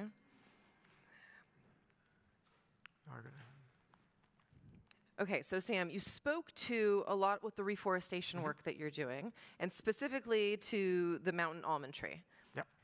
How tall does it need to be in order to start producing food? Oh, that tree that Mario stood next to is already producing food. What was that, 5 years? Yeah, they're not, I mean, not the volume that the giant tree is producing, but very quickly they produce some nuts. So that, yeah, it's happening very quickly. But obviously it takes more time to get the full size, and then it's going to produce a lot more nuts. So, yeah. Interesting. Another question coming in. Okay, you spoke very quickly to the nesting area of the parrots. Can you tell us a little bit about the breeding behaviors? Are the adults, are they bonded for life? Do both parents care for the chick? Yeah, okay. So almost all parrots are sexually monomorphic. That means they're the same, the male and the female look the same. Actually, just as the penguins do and Olivier's cranes do. And when you see sexual monomorphism, that generally suggests that the reproductive investment is the same. So the males and the females depend on each other in order to raise their offspring. So in the macaw's case, the female will go into the nest, she'll lay her eggs, and she's totally dependent on the male to bring her food, and then he regurgitates food. He flies into the area, he'll call from the top of the tree, she'll leave the nest momentarily, and then he'll feed her, and then she'll go back to the nest. And then as they raise their chicks, it's the same kind of thing. The opposite, just to ramble on, the opposite is a peacock. That's the classic example. The male has this big showy tail. So you see the same kind of thing if you go to a nightclub. The female does all the work in that pair, and so she needs to ensure that she gets really good genes, and she sort of works that out by looking at how showy the peacock's tail is. So you have that the different mating systems, and then parrots do more or less they make long-term pair bonds. If one of the pair is eaten by an eagle or something like that, then they will repair, but they do much better if they have a longer-term pair. They could just get better and better every year at producing offspring. It's much too tempting to make a joke in relation to humans when it comes to our mate choices and how showy they are, but I'll leave that for another day. How many pairs will nest in a single tree? Is it just a single? Mostly it's one, but there's one tree that we know of where there are 3 nests in the same tree. It's a huge mountain almond tree, and it takes a giant tree in order to have 3 cavities that are big enough. And one of these cavities is about 10 feet long. So it's about a narwhal and a half. And the birds walk all the way along this branch. And actually, back in the pandemic, we did a virtual presentation. And if you look for that one a few minutes in, there's an intro section, and I'm talking to the camera, and then we switch to a drone, and you realize I'm 40 foot up the tree. And it's that tree where there's these macaw nests. So take a look if you can find that on the channel. Yeah. Final question. Yep. Where specifically in Costa Rica are you located, and can we come visit? Right. Well, we have 2 main sites that we're working at. If you like the beach, then you should go to Punta Islita. That's on the Pacific coast. You can find out more at our table if you want specifics. There we've got a visitors tour, visitors attraction, where we've got our reintroduced population of scarlet macaws. They're the classic parrot. But then the great green macaw is found more on the Caribbean slope, not actually next to it. Well, where we are is in the middle of Costa Rica in the north. And there are some eco-lodges in that area that we would encourage you to go and visit. And then, it's possible to see the great green macaw over there. And there's, I would say, the best time to come is between January and April. And come and talk to us. If you're looking to go, get in touch and we'll give you pointers. Thank you, Sam. Thank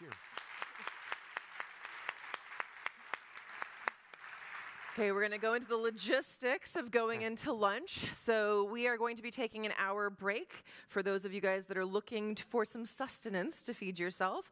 There is a cafe downstairs that is selling food that you can get lunch at.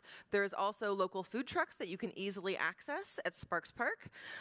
We will be coming back here in an hour, and we will be closing up. We will be starting off with resilience and conservation upstairs here, and downstairs will be savanna grasslands. So we'll see you guys back soon.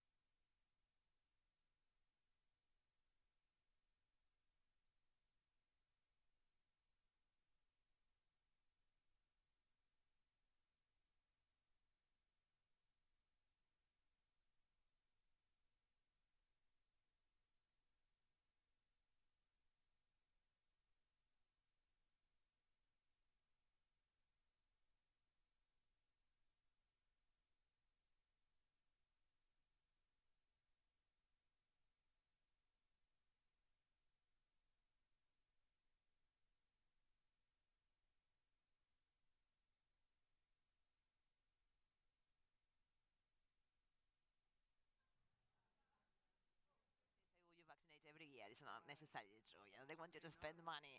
Anyway, Welcome and back, then, everyone. so vaccinating, Please taking grab your seats if you're samples, coming and in. putting collars. Half of the day for the Wildlife Expo. My name is Tommy Sheridan. I'm the senior manager of our partner network here at WCN. Our partner network is a group of now 28 incredible community-based conservation organizations that work across the world to ensure that humans and wildlife can coexist and thrive. And I'm really excited today to open up the session about resilience in conservation. Resilience is a word that a lot of our partners look to when they're going through challenging times. I think that this year for the whole world, it feels like a bit of resilience is needed for all of us. Whether you're facing challenges personally with the climate crisis or personal grief and loss in your own life, it might be political challenges that you're coping with, wars and genocides across the world. We're all looking for some hope and inspiration. Personally, when I'm looking for some hope and inspiration, I often find it by working with our incredible partner organization of peers and elders that I know have been through incredible challenges in the past 50 years of their organizations they've been working on in conservation, and they still find motivations to continue to do the incredible work that they do that is not always easy to do. And so today, we're going to hear from a panel of conservationists about how they practice resilience in conservation. But first, we're going to hear from one of the newest partners of WCN's network. So I want you guys to make a big round of applause for this first speaker of the day. It's going to be a group called the Hirola Conservation Program.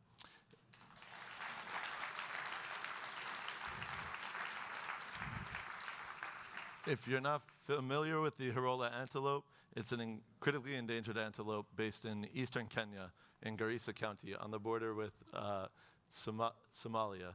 And the first speaker of the day is going to be Sangale Edwin. But many of you might be familiar with the Hirola Conservation Program founder, Abdullahi Ali, who founded this organization and is indigenous to the region of Garissa. And Ali, unfortunately, can't be with us this year as a clear demonstration of resilience himself. He's going through a lot of health challenges the past year. And so Ali had to stay home in Kenya. But he wanted to send you guys a brief video that we wanted to share. So I wanted to play this quick video from Ali and then pass it to Sangali, who's here to represent, along with Nishad from the Hirola Conservation Program, so you guys will get to know the rest of their team. Hey, it's Ali here, again from the Hirola Conservation Program. Unfortunately, I will not be able to participate in this fall expo due to medical emergency, but two of our members are there. I really apologize for missing, and I hope to see you next time. Thank you. Thank you, Ali. We all hope you get well soon, Ali. And I think I had the privilege last year in November to visit their Hirola Conservation Programs team, and they do incredible work in a difficult area, and I was very lucky to be guided by Sangali along the way, so I want to pass it over. You're in good hands with Sangali. Enjoy the presentation. Good luck, Sangali. Okay. Thank you. Thank you. Thank you. Thank you so much, Tommy, for the great introduction, and thank you for visiting us as well. And thank you all for being here today. And today I'm stepping on big shoes because Dr. Ali is our founder. He's, if you can't disconnect his name from the Hirola antelope. And I'm happy to represent him in this expo. And thank you so much for having me. So I want to take you to eastern Kenya, where we work with communities to save the world's most critically endangered antelope, and probably the world's most rarest antelope. If you know about this antelope, you'll probably go to heaven.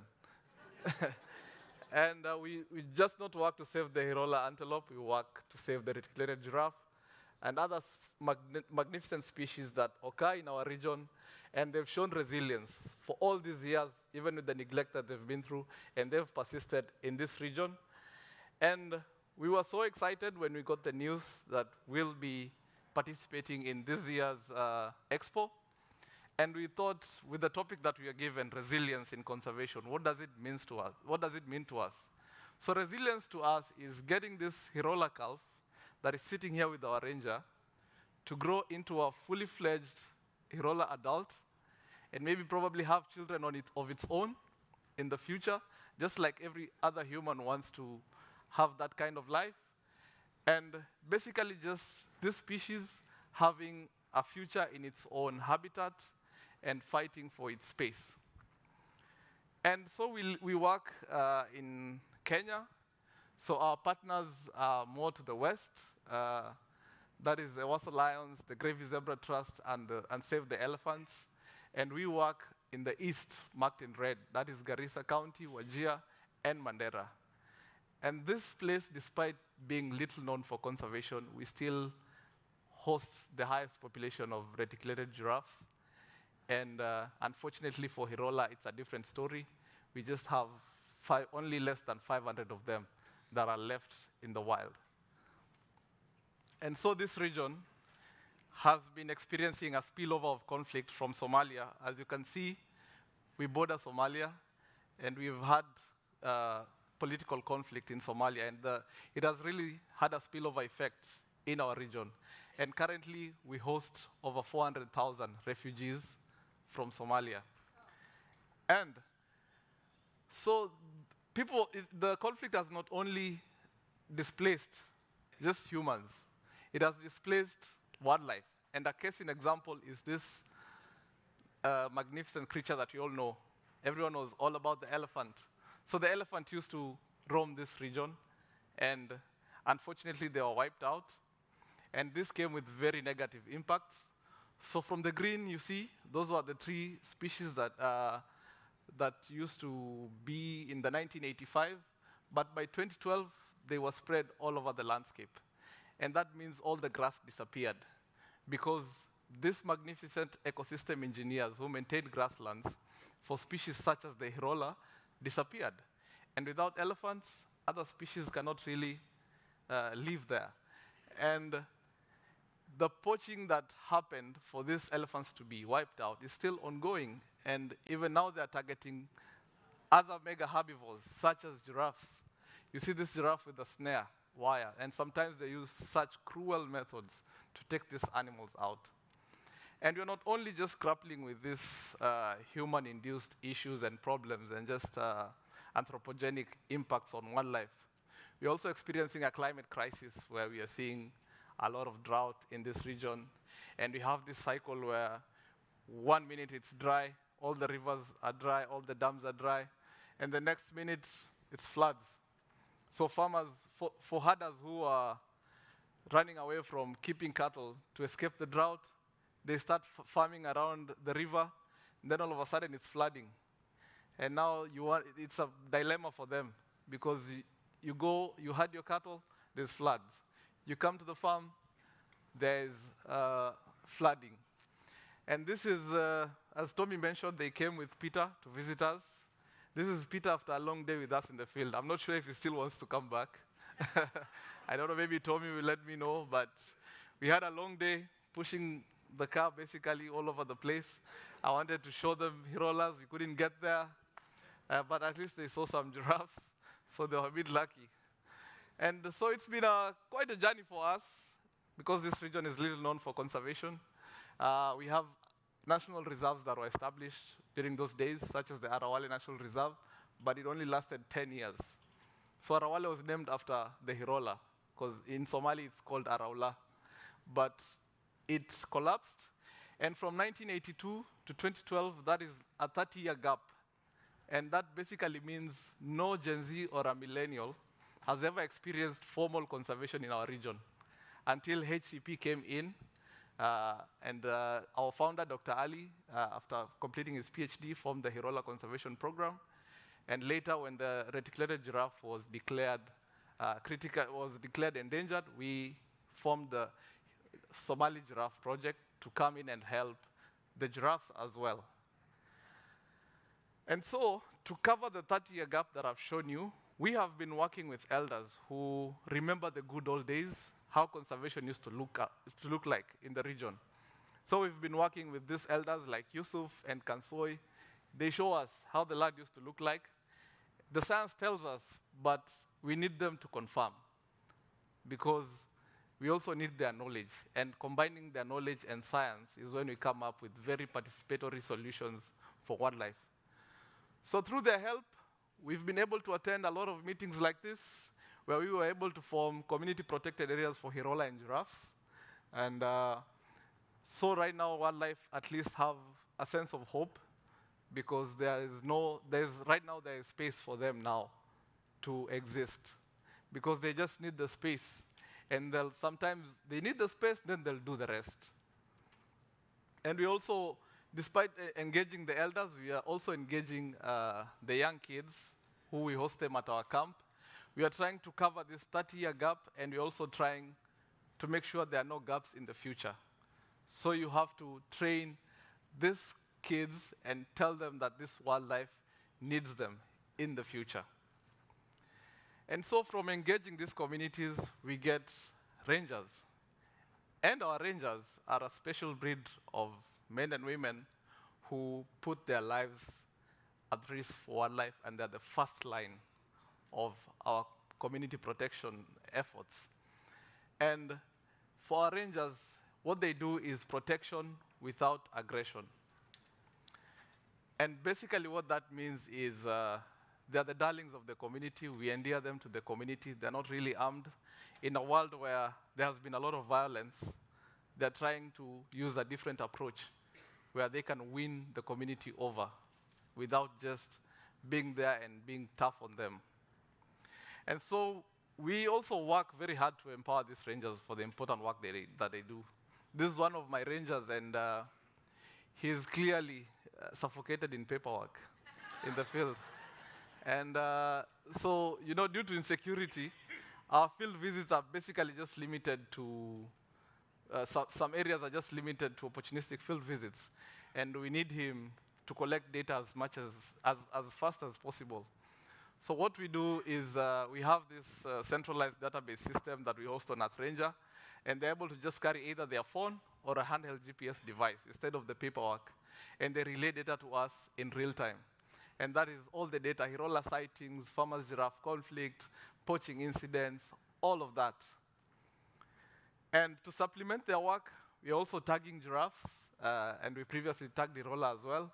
And we are able to monitor these species, and where they monitor themselves, basically, when you put this sort of like a wristwatch on them, and they're able to take you places that you can't go, but you're able to monitor them in areas where you yourself can't roam, but them themselves can go. So this is really instrumental in covering some of the gaps that is within our rangers' work. And just for the climate crisis to create resilience, during dry seasons, we have this strategic placed water ponds that we dig, that we allow both livestock and giraffes to come and water here, and they are able to at least survive the long droughts. And for the last 1 decade, the farmers-giraffe conflict along the rivers in our area has been really pronounced, and we are trying to come up with a toolbox, a giraffe farmers coexistence toolbox, to just get them to coexist. And we are trying to test these new methods to deter farmers-giraffe conflict and to deter giraffes out of the farm. So we are using such scarecrows that are simple and cost-effective, and solar lamps that are very cost-effective as well, and they deter giraffes without harming them. And also, just because we can't provide monetary compensations for giraffes, we do lime compensation, where we are growing lime seedlings in our camp and distributing it to farmers. And this is sort of compensation when giraffes raid their crops. That is primarily mango flowers that are raided in their farms. And surprisingly, these mangoes, we are seeing that they are not making them much money as compared to what they get from the sales they get from the lime we give them. And this is, for example, a monthly sales that we were comparing. And the monthly sales are so high as compared to mangoes. And the good thing with lime, giraffes don't feed on them, and they make a lot of money. So it's a win for everyone. And also, as we are trying to reverse the tree encroachment, since we just had to be elephants ourselves and get rid of the trees. So when we cut these invasive trees, we end up with these wood chips that now we want to utilize them just to create resilience within the community and give them a sense of livelihood. And they turn it into charcoal and briquettes using these modern furnaces. And this takes it takes little time compared to how they would prepare it using a traditional method of preparing charcoal. Then with this kind of system, they can't cut down indigenous trees. They just cut the invasive trees and let the indigenous trees to prosper. Because when it's uncontrolled, they'll go for the best indigenous trees, and we end up with more invasive trees. And so today, as we admitted as new partners with the WCN, we are so grateful because this gives a sense of hope to the species that we work so hard to conserve in a very tough region. And what we've learned over the years, to create resilience, you need to go together. Like even, for example, in our team, Dr. Ali couldn't be here, but we are here. And even us, when communities are empowered, everyone plays his role very well. So we are asking you to join us as well and be in this togetherness to save this species. As you heard, the Hirola is just less than 500 left in the wild. And it's a really critical moment for us to come together and save this species. With your support, it means more rangers are out there in the field. With your support, it means that Hirolas get their basic food, which is grass. With your support, it means that giraffes are more protected from the bushmeat trade along the border. And with your support, it means that all these species are able to coexist with farmers and herders at the same time. And everyone minds his business in the landscape, and everyone just gets to enjoy the landscape. Thank you so much, and I'm happy to be here today. Nice job, Reggie. Good Thank job, you, man. Reggie. Thank you. You want to stick around for some questions from the audience? Okay, no problem. As a reminder, there's a QR code on stage. If you have any questions, you can stand in the center still, Sangali. If you want to come closer to the middle. Okay. Thank you so much for an incredible presentation. This is Sangali's first time presenting at Expo, and he did fantastic, right?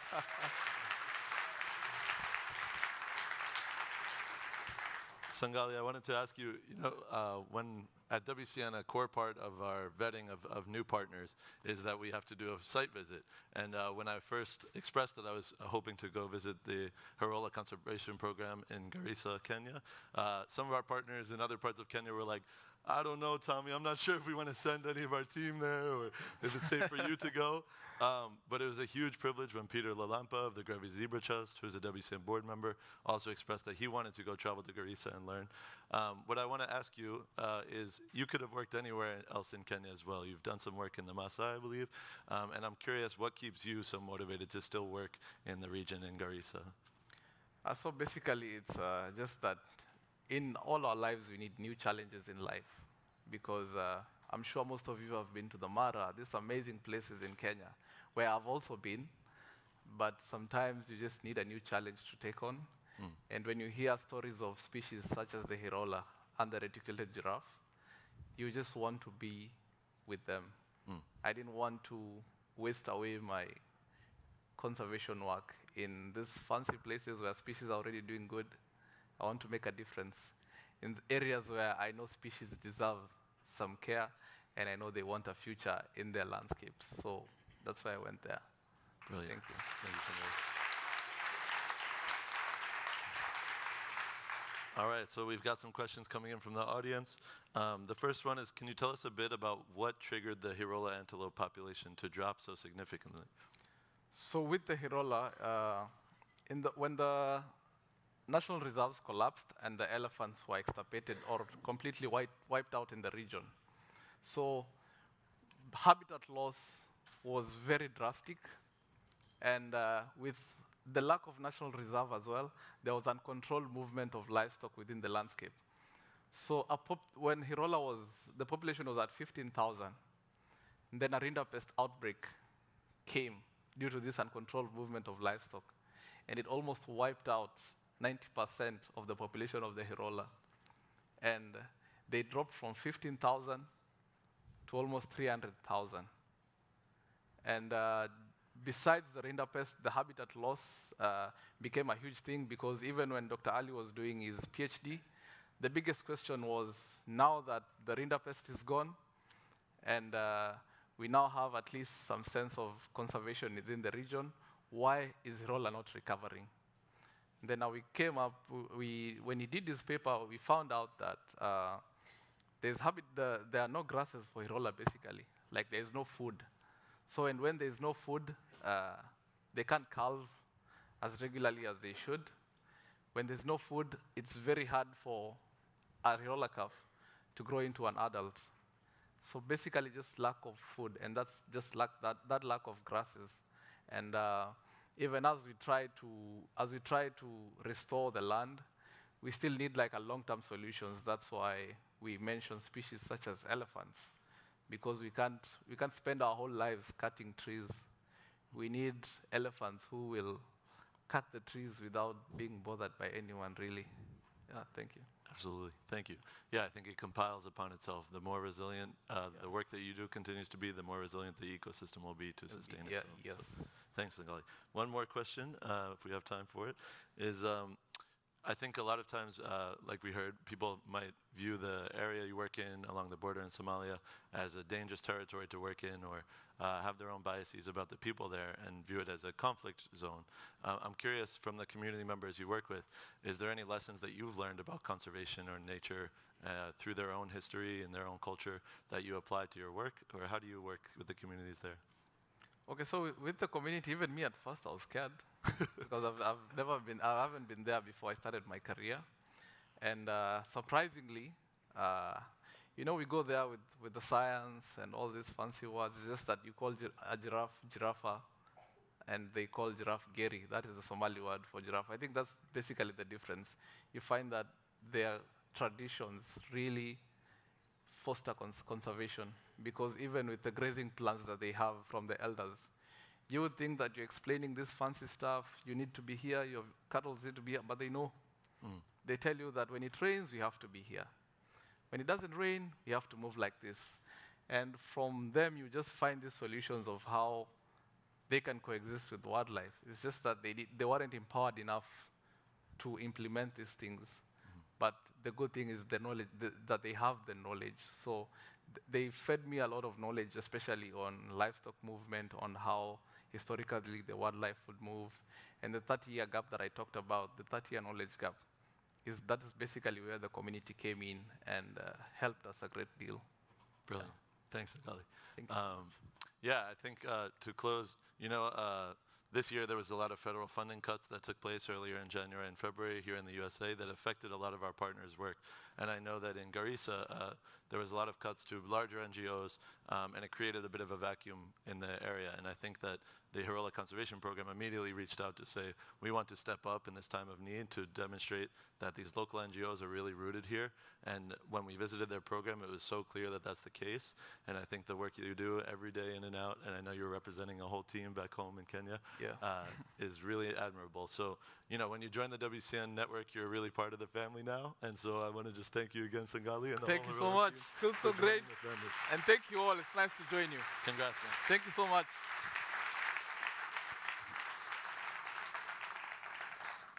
All right, so next up to continue this session, we're going to switch to a panel discussion.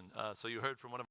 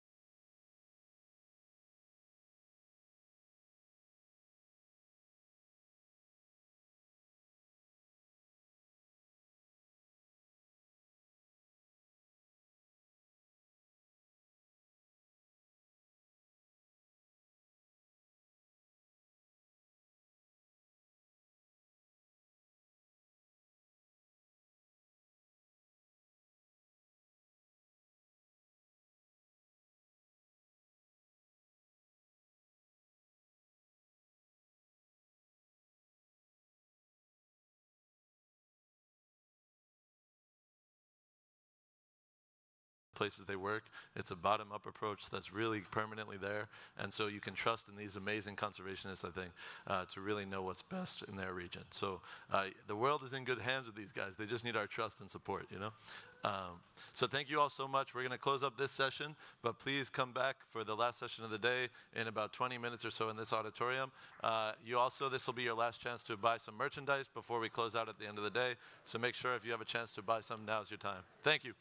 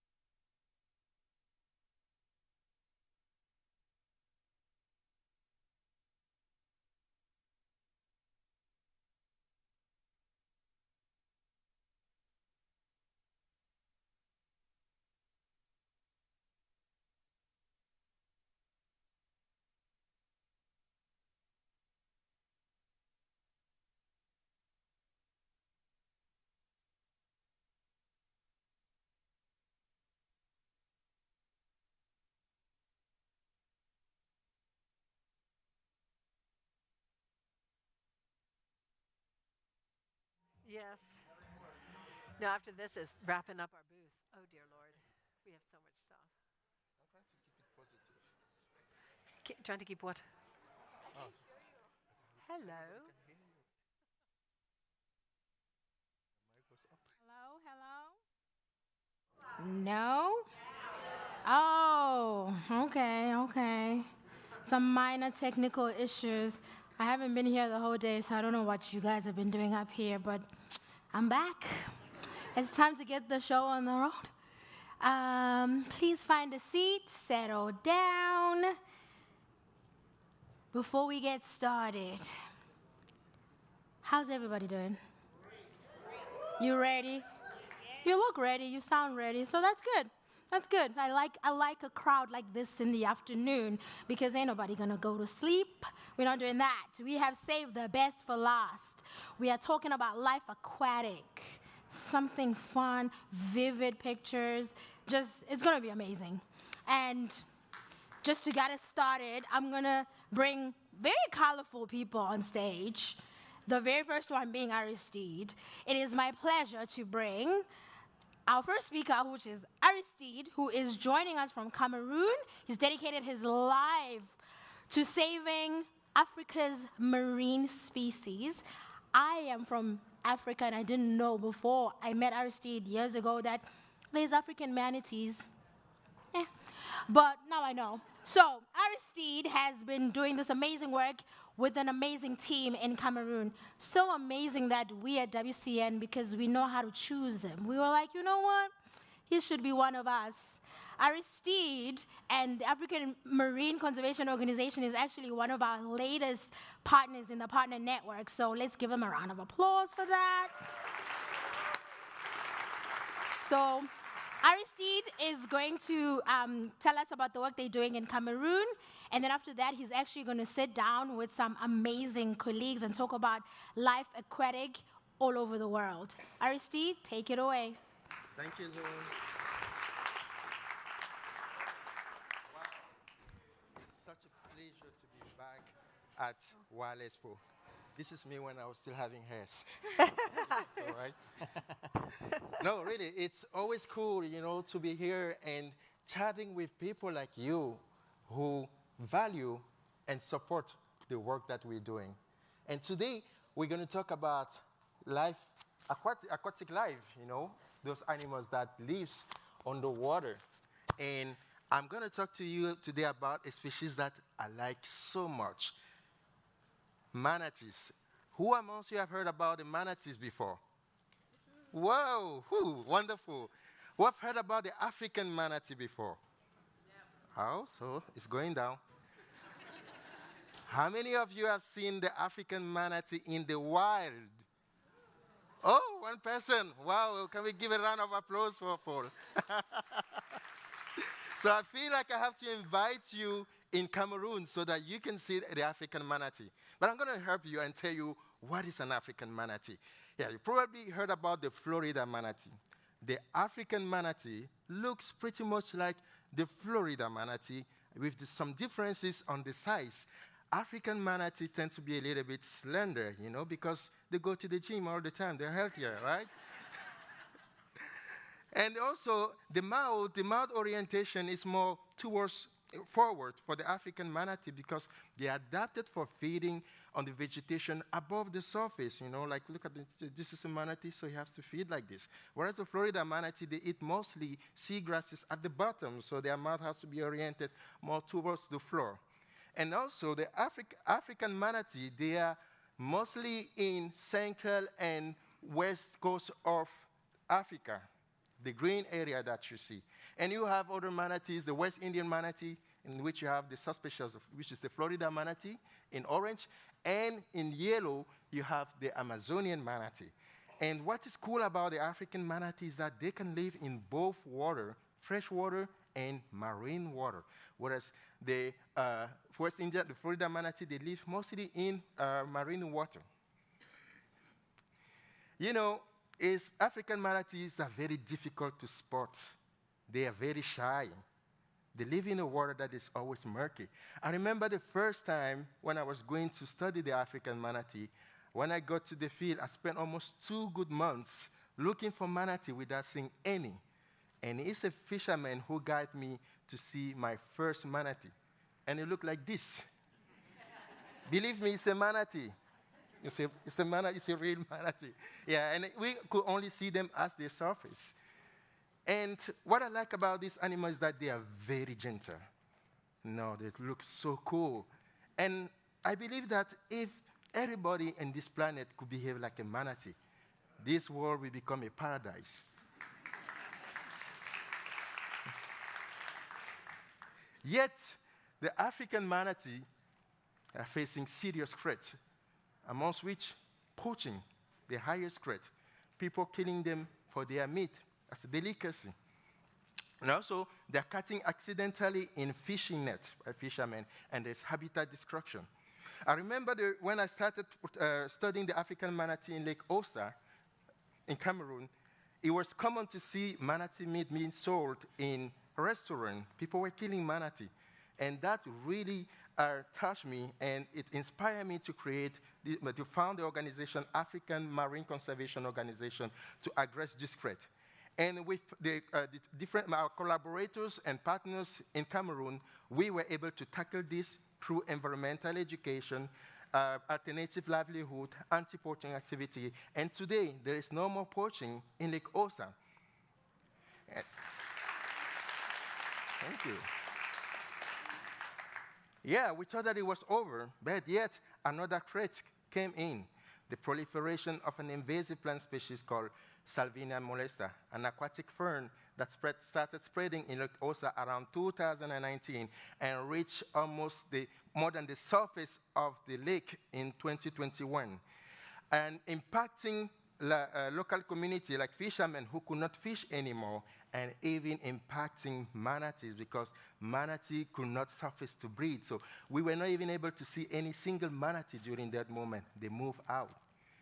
But yet, we were able also to overcome this challenge by the means of what we call a biological control, a tiny little insect that feeds specifically on Salvinia. And after, I remember I show you this picture, what happened, and to how it looks like in 2020 and how it looks like in 2024. Thank you. Yes, we are winning this fight.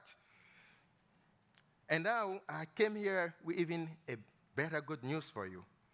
The first good news is that Salvinia is still reducing, And the second good news is that fishermen are now fishing almost the same amount of fish that they used to fish before Salvinia started spreading. This third good news, this is amazing. We are seeing even more manatee now than even before Salvinia started spreading.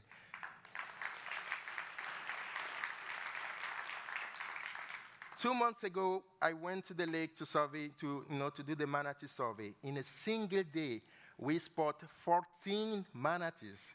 This has never happened before. The highest that we spotted in a single day was 8 manatee. And it looks like the manatees are coming from the different other habitats to come into Lake Osa. And this is an issue of what conservation success can bring. It comes with another problem, where the Lake Osa might reach its carrying capacity because all the manatee are feeling safe in Lake Osa and they're coming in. So maybe at some point we need to impose a visa requirement for manatee to come in Lake Osa, right? Because there's not enough resources for all of them. Yeah. So there's one question that is puzzling us. Where did the manatee go when Salvinia was there? Where are they even coming from now? And the answer to this question is very important because it will help us to determine where are the other areas of priority. Because while we are protecting manatee in Lake Osa, when they move to a different location, they are probably being poached there. And we need to know this area so we can also, establish conservation action there to protect the population. But we are not being able to answer this question because of challenges, that we face. As a country, a low-income country, Access to technology that allows to study this animal is very difficult. Cameroon doesn't manufacture those equipment, so each time we need to we need an equipment to study the African manatee, we need to come to the US to purchase them. But it comes also with a higher cost, the cost for shipping and the custom fee. I'll take, for instance, like we are planning to do in Cameroon the first manatee live capture and health assessment, whereby we're going to capture manatees in the lake, bring them to the shore, and put some, tag on them to track their movement.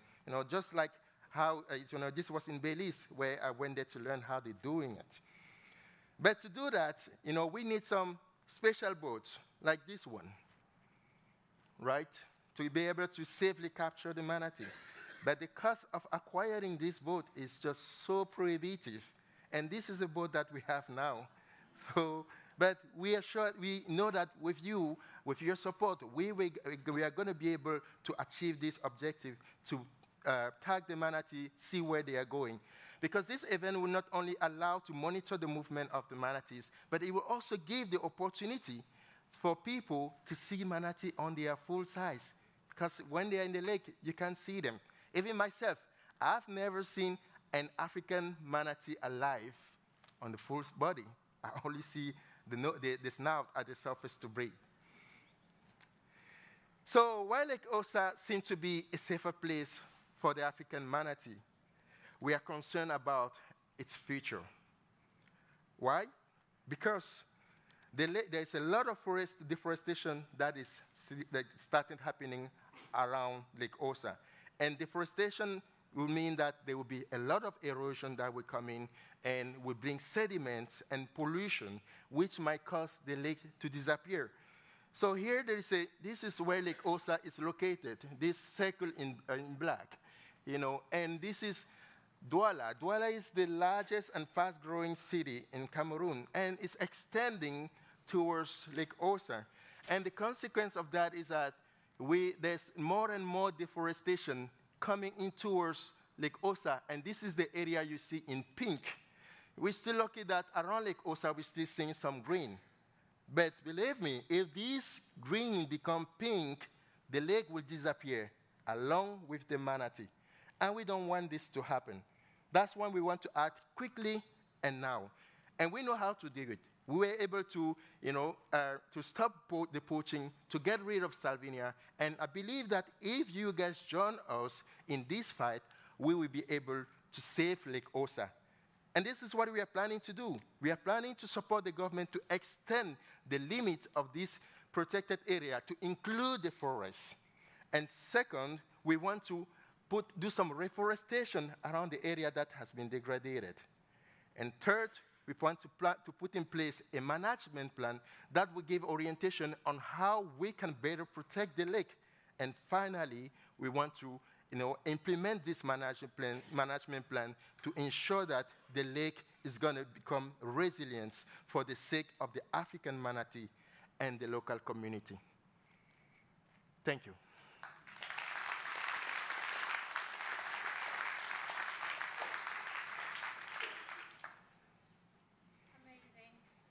When you were asking the question about how many people have seen, how many do we have? I think one. If Who my was eyes it? were good. Oh, Sue, yes. Okay, so. And she was actually, she was there in December. She saw, how many manatee did you see? No, stop. You're showing off now. Okay. I thought it was going to be like, maybe like the tail of one, but 6? Okay. Yeah. All right. We have questions. The first question is, does AMCO do any educational programs with the youth so that they understand the importance of conservation? Yes, that's a great question. Actually, this is one of the key to the success that we had to get rid of the manatee poaching in Lake Osa.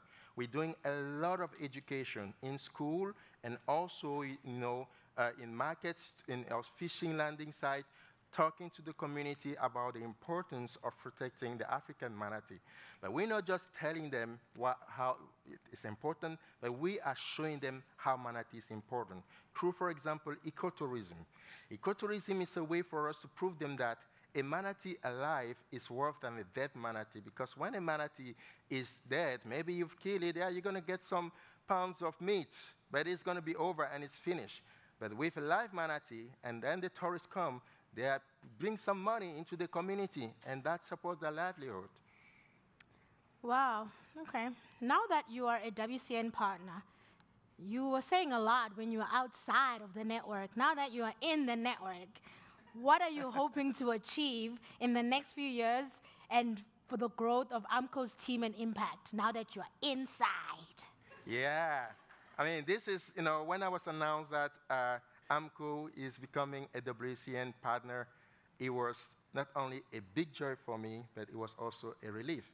Believe me, doing this work is not easy. Sometimes we have the solution, but rarely we have the means. And having WCN, becoming a WCN partner, gives me more hope, more support to achieve this plan that I've told you. And this is what I'm going to do with WCN as a partner, trying to save Lake Osa and the African manatee, including the other species that are facing the same situation. Perfect. Well, you heard it here first. We're going to hold you to it. Yes. But also, we're going to hold you guys to support him to get to that. All right. Up next, we are going to dive into that panel that I told you about from the other amazing conservation leaders who are tackling the challenges around protecting aquatic species all over the world. So I'm going to ask them to come up here and have a conversation with Aristide. First up, we have Sandra, who's representing MareCet all the way from Malaysia. And then we have Rachel, who represents MarAlliance from Panama, Belize. And we have Poppy, who is with the Global Penguin Society and all the way from Argentina. And we're going to hear all about the work that they're doing in their regions, protecting these amazing species. Give them a round of applause.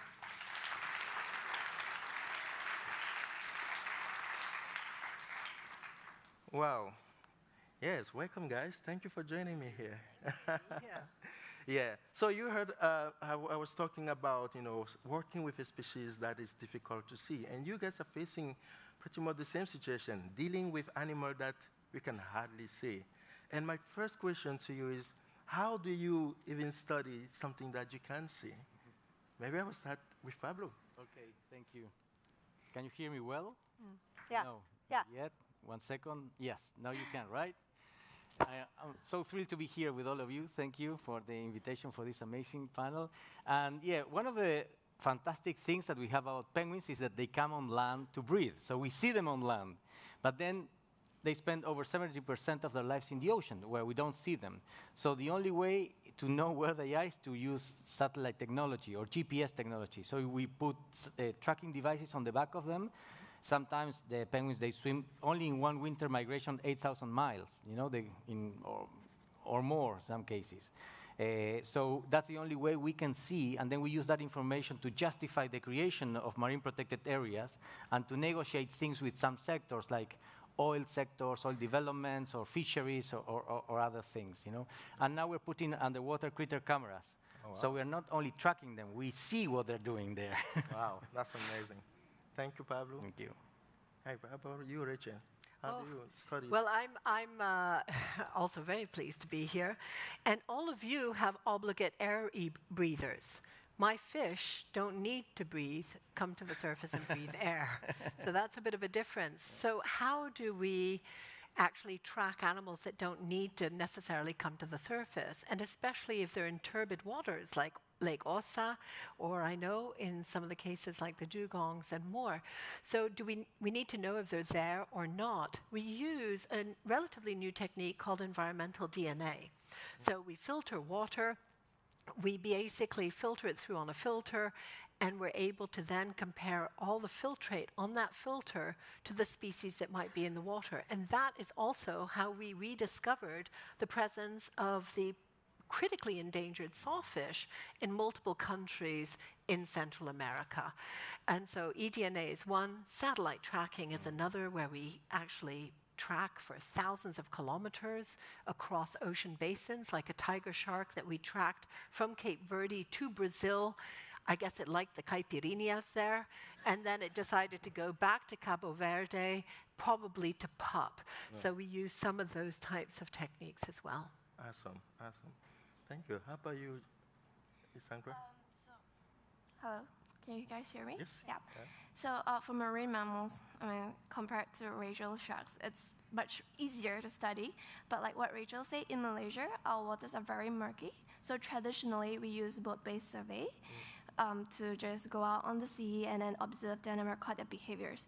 But due to the very murky water conditions, it makes observations pretty hard. So now we are complementing with new technologies like drone usage so that we get a bird's eye view on their behaviors. And also we have been using BRAF, which is baited remoted underwater systems, and also acoustic to complement all those. So that combining all these technologies traditionally and all these technologies, we can piece their life together and learn about them more comprehensively. Yeah. Wow, this is amazing. So it means that we all, monitoring the movement of our species, and there is a threat called climate change, which is probably affecting how those species the species are moving in the ocean. What's surprising have you observed either in their movement or the behavior of the species that you monitor? Maybe you could start with you, Rachel. So I think some of the things, climate change is definitely an incredibly huge threat to us, and the rising temperatures are not just the only threat to ecosystems like coral reefs that are so important to a lot of sharks, rays, turtles that we study, and where we're losing coral reefs, unfortunately, very quickly because they exist in a very small band of temperature, 27 to 29 degrees centigrade. But we have a double whammy with increased carbon dioxide that's being absorbed by the oceans. We have ocean acidification. And what that means is that that's actually pulling the rug out from under the whole food chain for all of our species, in fact. And as a result, you're seeing shifts in distribution, movement patterns of some of these big animals desperately trying to find new sources of food. So where you might have had predictable aggregations of species, they're no longer predictable. And they're showing up in other areas and other times of the year. And so that has a very direct impact also on the communities that are so readily dependent on them, especially fishing communities worldwide. Wow, thank you very much. Yeah. Pablo. So yes, in our case, we see, because we think that climate change is only affecting the temperature, right? But it changes everything, the dynamics of the winds, and we see that changes the circulation of the ocean, the places that are more productive. So we see changes in the distribution of the breeding distribution. Like, I mean, colonies that used to have, or species that used to have a limit, now they are going much further, and they are exposed to new threats. And of course, they are coexisting with communities that never seen these animals before. They don't know how to behave. We have some stories about that, in which they were putting penguins that belong to temperate species in the fridge because they thought, people think that penguins are from Antarctica, and we even have a tropical penguin, but we have to educate the communities and also educate decision makers and, foster new legislation so we can protect those penguins there. But one thing is, in the ocean, climate change is moving the food away from the colonies when the chicks are small, and the adults have to go get the food and come quickly. So it takes longer to bring food, and they end up feeding the chicks' legs, and some colonies are declining. But then penguins get on land. Climate change is increasing the heat waves, and sometimes we reach lethal temperatures. We had once 112 degrees in one of the colonies in Patagonia, and we have healthy penguins dying on the way to reach the coast, And then heat waves, they trigger wildfires, and this is the most shocking thing we've ever seen. For some reason, penguins don't perceive the fire as a threat, so they don't escape. They've never been exposed to fire in 60 million years on the planet. So they just stay there until they die. And this is something we're very concerned, and we are working very hard to include the contingency plans into the management plans. Thank you, Pablo. Sandra? Yeah, I have to be honest, it's very hard to tell the climate change impacts on the species we are studying in Malaysia. It's not as visible as penguins in the Antarctic, where they suffer from habitat loss. But like what Rachel said, there is ripple effects of like climate change across the ecosystems and down the food chain, which might indirectly affect the dolphin distributions. Unless we can back it up with science, it's very hard to tell. But that said, a lot of our local fishers do report there are less fish catched in the area. But that could be also a consequences of overfishing in the earlier years, or it could be climate change. So at this point, it's really hard to tell it apart. Yeah. But when you talk about climate change to your community, you know, how do you, because some people will argue that no, climate change is just, you know, something fake, it's not real, or, you know, it's just for the, you know, it's just people are just talking about it in the media. How do you demonstrate to the local community that, you know, climate change is real and is impacting wildlife and even their livelihood? Yeah, it's very easy. Like, we just have to ask the local community, like, how are they feeling on a daily basis? Like, temperature in Malaysia has gone up through the roof. You can see almost every household is getting air conditioner. And also, like, flooding has been more intense. It's associated with sea level rise. So when you try to relate to all these situations that they are experiencing on like a regular basis, it's easier to convince them. Yeah. Amazing. Rachel, is it the same for you? So one of the things that we do a lot is we do fisher surveys or community surveys, and we talk to patriarch fishers and older community members to try and gauge what the change has been over decades, over their lifetime. And that's how we can understand the shifts and the changes, because a lot of our folks in communities, I like to say, have PhDs of the sea, right, of the coast. And so they bring some very specific information on species changes, on the shifts in fisheries, on the erosion of coastlines, on the loss of mangroves and corals, and so much more. So the communities not only have this information, and with them, it's really being able to tap in, ask those questions, that we're able to co-create solutions. And there are solutions to this climate change crisis. Yeah. And talking about solution, you know, what are the, you know, how can the community help to fight against climate change? Is this for me? Yes, you can. Yes. Yes. I think one of the biggest things really is, the diversification of income streams and really enabling more access to education, enabling new or co-identifying with communities, especially fishermen. We work with small-scale fishers, is looking at what other income streams there are, because we know that fisheries are declining. Everywhere we look, fisheries are declining. So what other income streams can they rely on? And I don't like to say only tourism. Tourism is a good one, but we've seen in the pandemic and with other things that tourism can take really big hits. So diversification into things like construction and other skills that are going to be needed, even HVAC and more, that are going to be needed with the growing populations that we're seeing worldwide. And more than anything, how we can support their children as well to be able to go into new professional avenues. One thing I just wanted to mention is in all of the fishers I've surveyed around the world across many years, I've always asked them, and what is it that you hope that your children will do? And there wasn't a single one who has ever told me, I want my child to be a fisher. So we know that they recognize fishing is probably going to be harder and harder, and they want more for the next generation. So where we can help, we all have the privilege of being able to provide some of those kinds of support, is with that education and helping those next generation diversify. Thank you, Rasha. Yes, go ahead, please. Amazing.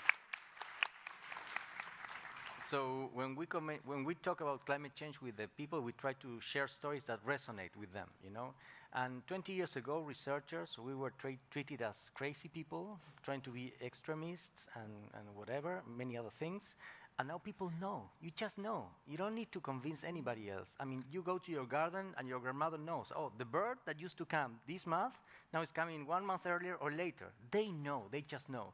That's why it's so important to go and talk and listen to the communities. They know much more than what we know. And we get a lot of information.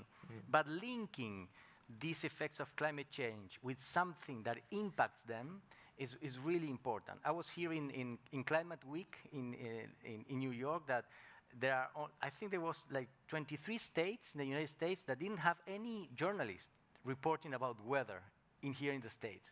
So it is very important to connect to those links, so people, to educate those people about why it's happening, you know? And then one of the things in terms of research, but how can we deal with that, you know? So we recognize that climate change cannot be solved in the short term. So our main challenge, and I think for all conservationists, is to at least reduce the impact of human activities in the short term. So we give our species the chance to be more resilient and cope better with the things that humans are doing. Because we know we cannot deal with climate change immediately, but we give our species a break, right? Awesome, awesome. Thank you. Yeah, let's talk about a different subject now. We have many challenges. You know, we have poaching, climate change, and a large surface area to cover. The ocean is huge. And with limited resources, because the resources are not always enough to cover all those needs. So how do you choose your priority, given the limited resources? I think with limited resources, like you said, prioritization is key. So we have to understand, like, part of the thinking is about where do we want to put the efforts. So for example, right, marine mammals like dugongs, whales and dolphins, it's easier to get support rather than, say, seagrass meadow. If I ask you to protect seagrass, it's not as charismatic as marine mammals. So in that case, I know it's important to protect all species and ecosystem, but sometimes it's quite challenging. But by protecting marine mammals, you actually have a spillover benefits for other taxa and the other ecosystem. Yeah. Also, we also have to look about the urgency and also the feasibility. What is our biggest threat, and what can we do realistically to achieve all these measures? So like, for example, in MareCet, now we know that globally, marine mammals, the biggest threat is bycatch. So in Malaysia, we start initiating this conservation program, which we call bycatch mitigation initiatives, where we use acoustic pingers to emit high-frequency sounds that could alert dolphins about net occurrences. Yeah. Awesome. Yeah. What about you, Rachel? So one of the things that I really love is having these long conversations in communities with fishers, with youth, what's important to you. And a lot of us eat fish. A lot of these coastal communities rely on fish, and yet they see the decline in some of these species, and they're concerned about that. So it's taking that concern and saying, shall we try to figure out together a solution? And so to give you an example of fish would be the snappers and the groupers. You know, these are some of the animals, and I call them animals, the wildlife, that take 3, 4, 5, 6, 7 years to reach maturity. So we have to think about them in very different ways than a lot of people have been thinking about them so far, that there are millions of them in the sea, etc. And so it's those conversations that have been very, very helpful to then focus, okay, which species do we look at first? And which species, and then the dovetailing that with which species might also be considered threatened globally. They might be on the International Union for the Conservation of Nature lists. The ones that are charismatic, that really helps. We know you love charismatic species, thank you. So we're trying to find this kind of, it's the ikigai, if you know what an ikigai is, it's that perfect center that integrates what communities need, what is known to be endangered, what we can get funded, and more to find those species that will be representative of ecosystems like seagrasses, coral reefs, or mangroves, or more. And that's a lot of what we how we focus things. And we know, for example, in the case of sharks, people generally fear sharks. So we need to change those attitudes towards sharks, and tourism has been a huge help.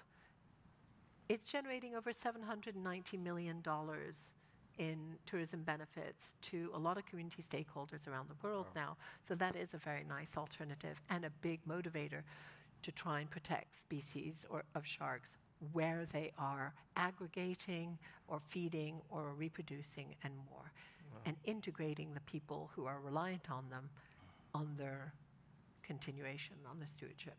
Awesome. Thank you, Richard. So, of course, there are a lot of needs for wildlife and our species. They are urgent and immense, but resources are limited. So at some point, we have to make a decision.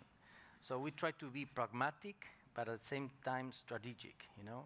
So we recognize which species are in more need, but we also assess what Sandra was saying, the feasibility. What's possible? Are we going to waste this money for nothing? So we also see in what action can we be more impactful and be more effective.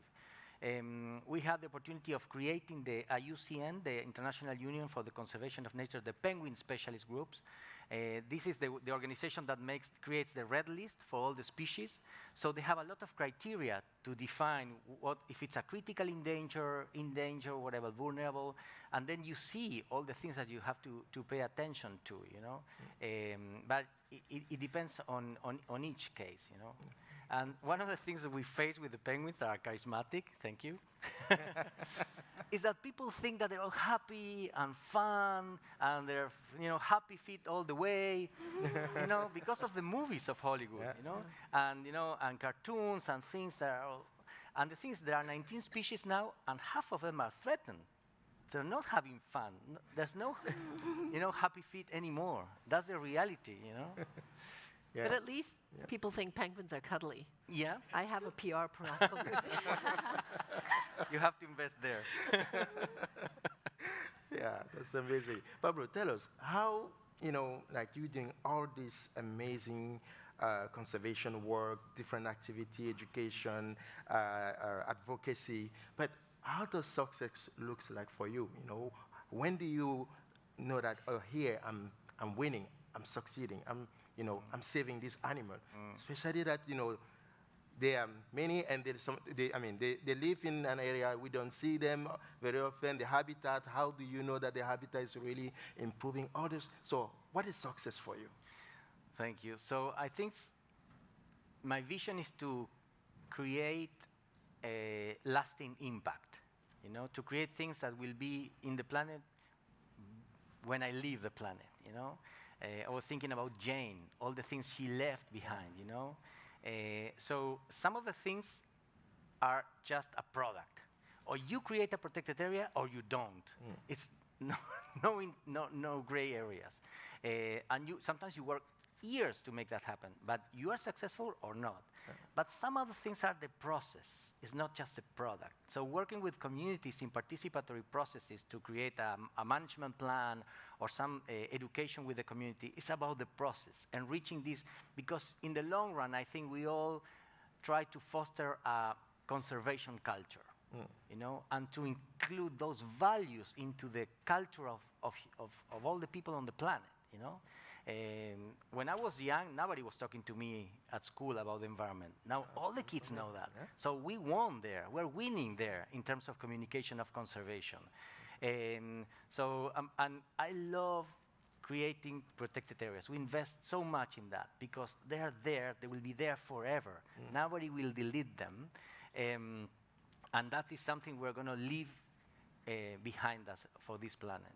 Awesome. But once, you know, in my country, we also create a lot of protected areas. But sometimes those protected areas, there is not like a true management. Like it's just like a map with, you know, they've drawn, okay, this is protected area. Sometimes with no concrete action. Is that the same issue that you're facing in? Yes. The thing is that we work and we invest a lot, not only in designing the management plan for that, but also in implementing. And one of the things we have in our countries, and I guess we share, most penguins live in developing countries. And Argentina, where I live, I think is the most unstable, economically, socially, and in all the dimensions you can imagine. So how can we work with how can we make sure we have stability at least in the creation? So we work with the communities. Okay. Those are the permanent stakeholders. They're not appointed politically. And we also work with the staff that is permanent in the government, the ones that do not change because they're not appointed politically. So they invest a lot of time dealing with these protected areas. And then it doesn't matter who is the president. They want things to happen, and the communities as well. So that gave us more stability in the long run for the protected areas. And of course, we have lawyers. Awesome. I like that. And good ones. Yes. Awesome. They're expensive, but yeah.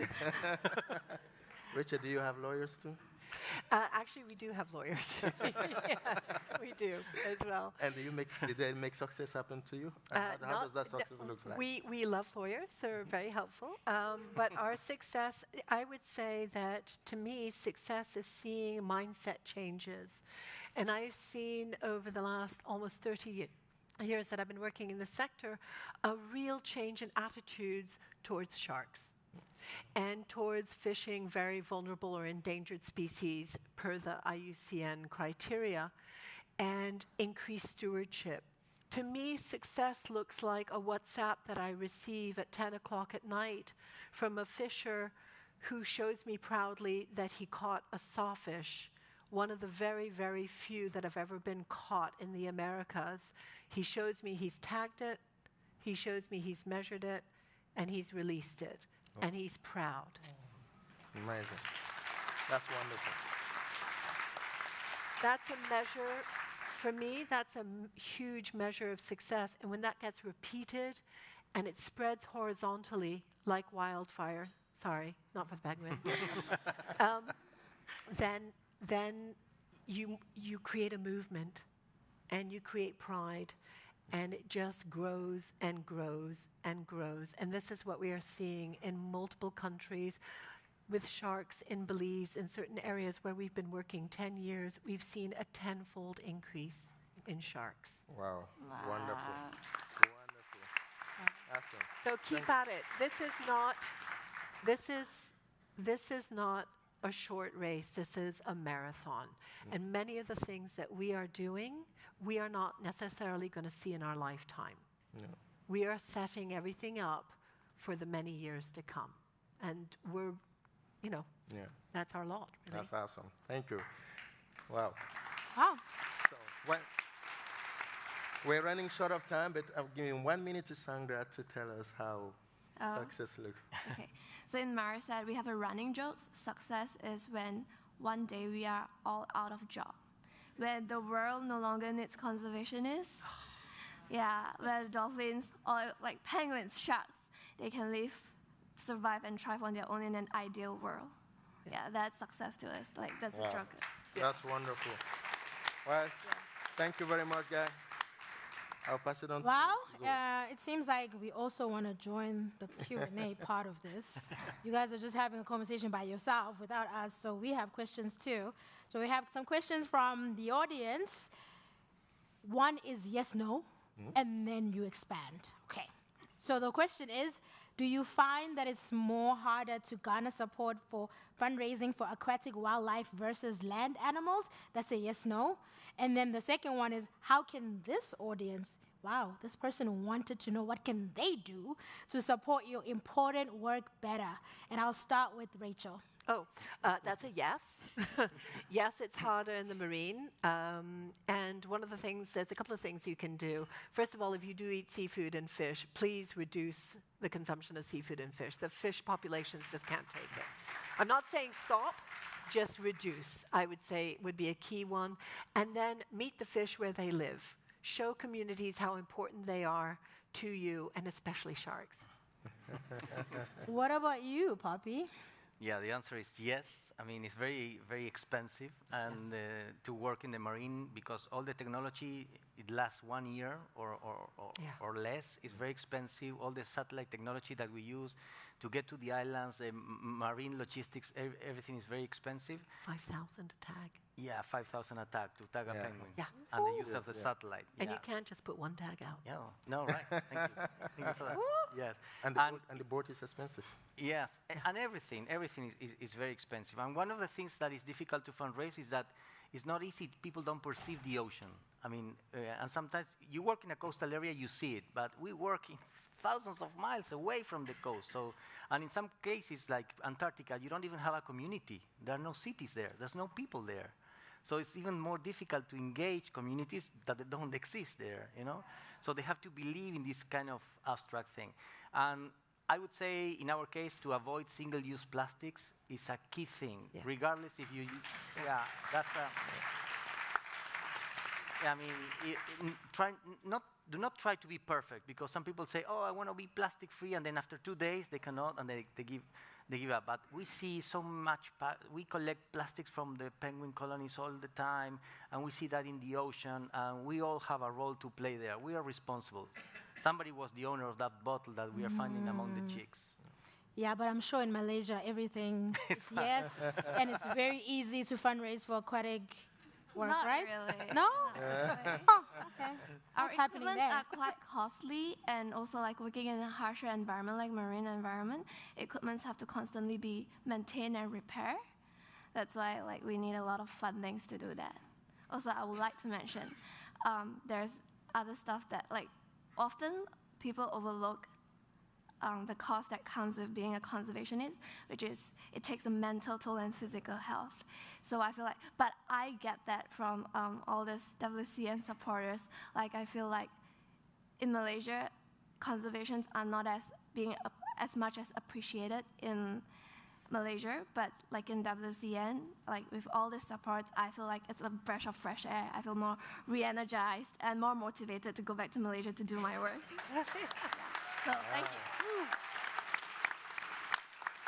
Wow. I like that. Did you hear? We are a breath of fresh air for them. I do like that. Okay, this one is going to be quick. There's so much happening in the world. Everything is in despair. Everything is expensive. It's $5,000 a tag for one fish. What? But what's giving you hope? What's giving you hope that keeps you getting up in the morning and you're like, I'm up, let's go. Let's start with you, Aristide. Oh, this is an easy answer. What gives me hope is, first of all, you. You give us hope. You give me hope. It's someone I know that the work that I'm doing, I'm not just by myself. There are people out there who care for those animals. Although they are far from where the animal is located, they are ready to support us. And thank you to the WCN, for making this happen. Because honestly, as Sandra said, it's very hard. It's mentally hard. It's even more difficult. I think you were in the tropical forest yesterday when we were in the museum. You see how hot. It's even hotter than that. Working in this kind of environment is challenging. But knowing that you have supporters like you, we're very happy. And also, when we see the changes on the ground, on the field, we're seeing the population of the species that we are working to protect increasing. We're seeing the change in community behavior. People releasing sea turtle, people releasing the Atlantic humpback dolphin, people releasing the manatees. There's not better joy than that. Poppy? Yeah, I think what gives me hope is that to see the impact of the actions that we've been able to accomplish together with you, and thanks to your support. Because I could see with my own eyes that doing something 30 years ago, now I can see a colony thriving, Plus the new technology that is trying to solve the problems that we created and will avoid future problems. And young generations, I see that in my children. They have the environment in their DNA, and something that I say, you don't need to be a researcher if you want to do conservation. We need psychologists, architects, engineers, I mean, you name them. We need all roles, so everybody has a role in this game. Awesome. Okay, ladies, I need it in two lines from each of you. Rachel, what's giving you hope? Sandra, what's giving you hope in 2 lines? Okay, next generation, huge hope giver, and my team. I have over 100 people in 5 countries, and they are amazing. And you help with your unrestricted funding to pay for their salaries and help me to hire and retain these talented local teams who can pay the rent, pay for their children, and keep going through thick and thin in conservation. So thank you. Sandra, take us home. Okay. One thing I learned about wildlife is that they are very resilient. Despite the unfavorable environment and challenges they are faced, they still try to survive in this world. So with that, I feel like if they don't give up, why should we give up on them?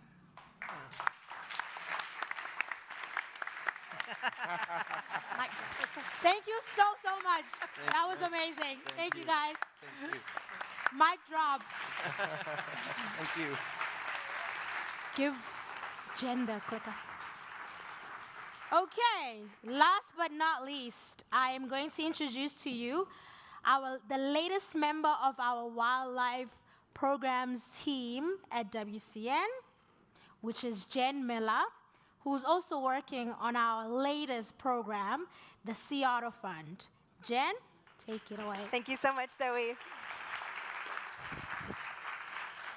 Hello, everyone. I'm Jen Miller, and I'm the senior manager of our new Sea Otter Fund.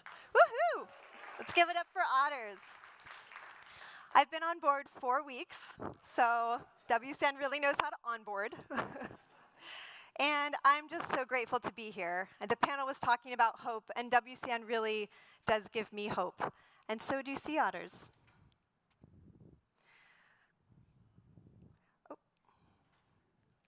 I came from the U.S. Fish and Wildlife Service. I've been living in D.C. for the last 5 years. And I am a carnivore biologist. For the last 20 years, I've been working on carnivores all around the world, from tigers in India to short-fin Macaw sharks in the Atlantic to black-footed ferrets in Colorado.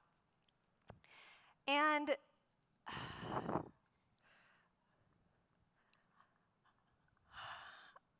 how to say this? Sea otters really do give me hope because we have this rare opportunity right now. It's what brought me to WCN. I am from the Northern California. I'm from here in Bodega Bay, just north of here. Thank you. Yeah, North Coast. And this area is where sea otters are extinct.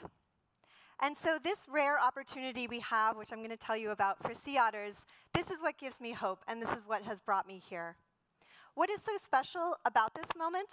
Well, let me introduce you to the carnivores themselves first. Sea otters are a marine mammal, and they live most of their lives in the ocean, where they spend time alone or in rafts, which they join by wrapping themselves in kelp.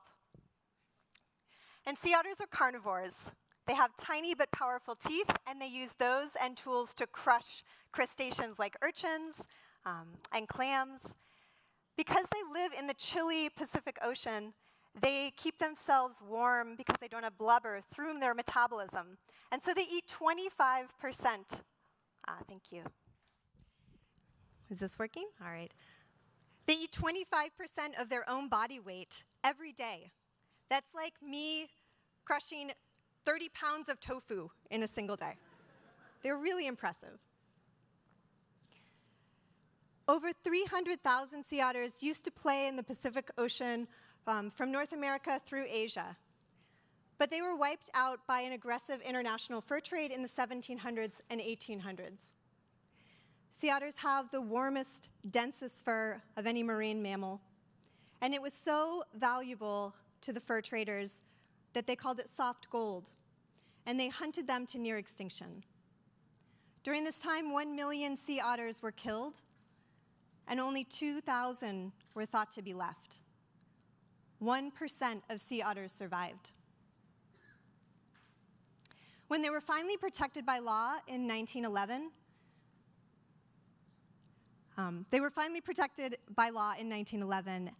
and it's thanks to the tireless efforts of sea otter conservationists through the last few decades that sea otters returned to 2/3 of their range, as you can see in purple here. However, in the lower US, we still have a major gap from Washington State down to Central California. And this is an 800-mile gap, which includes my home of Bodega Bay. They haven't recovered naturally in this area in the last 25 years. and they need our help to come home. And we are poised to help because there's a tidal swell of energy and excitement for sea otters right now. And this is due to a confluence of a few remarkable factors. In 2022, the US Fish and Wildlife published a new report saying that the recovery of sea otters across their range is biologically feasible. And they held a number of open houses across the Otter Range to have a conversation about what that would look like. At the same time, we're seeing that tribes are leading conversations about recovery planning, and they're not the only ones. We are seeing fishermen, we're seeing local communities engaged. Even celebrities like T-Swift and Travis Kelce have joined the swell, announcing their excitement and love for sea otters in August on the Kelce Brothers podcast. And so if anyone knows T-Swift or Travis, please let me know after. And so we have a rare opportunity here because we not only have the knowledge about how to bring sea otters back, but we also have people's attention and excitement. All we're missing is resources, and that's where you, WCN's community, comes in.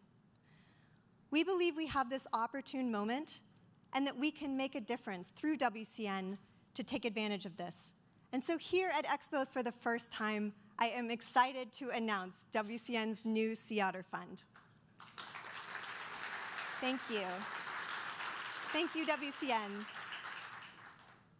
The Sea Otter Fund is joining the pack of wildlife funds and will follow the same inspiring model that has saved and worked and is helping to conserve elephants and lions and other species here. We envision the Sea Otter Fund as a catalyst to bring the right people together at the right time and to fill critical gaps in funding. We're going to be focusing on this 800-mile gap, and it's estimated by US Fish and Wildlife that this will take $40 million over 12 years to recover. Now, I'm not going to joke around. This is an ambitious goal, but we believe that this is possible because in just a few short months, we've already raised over $1 million. Thank you. Thank you.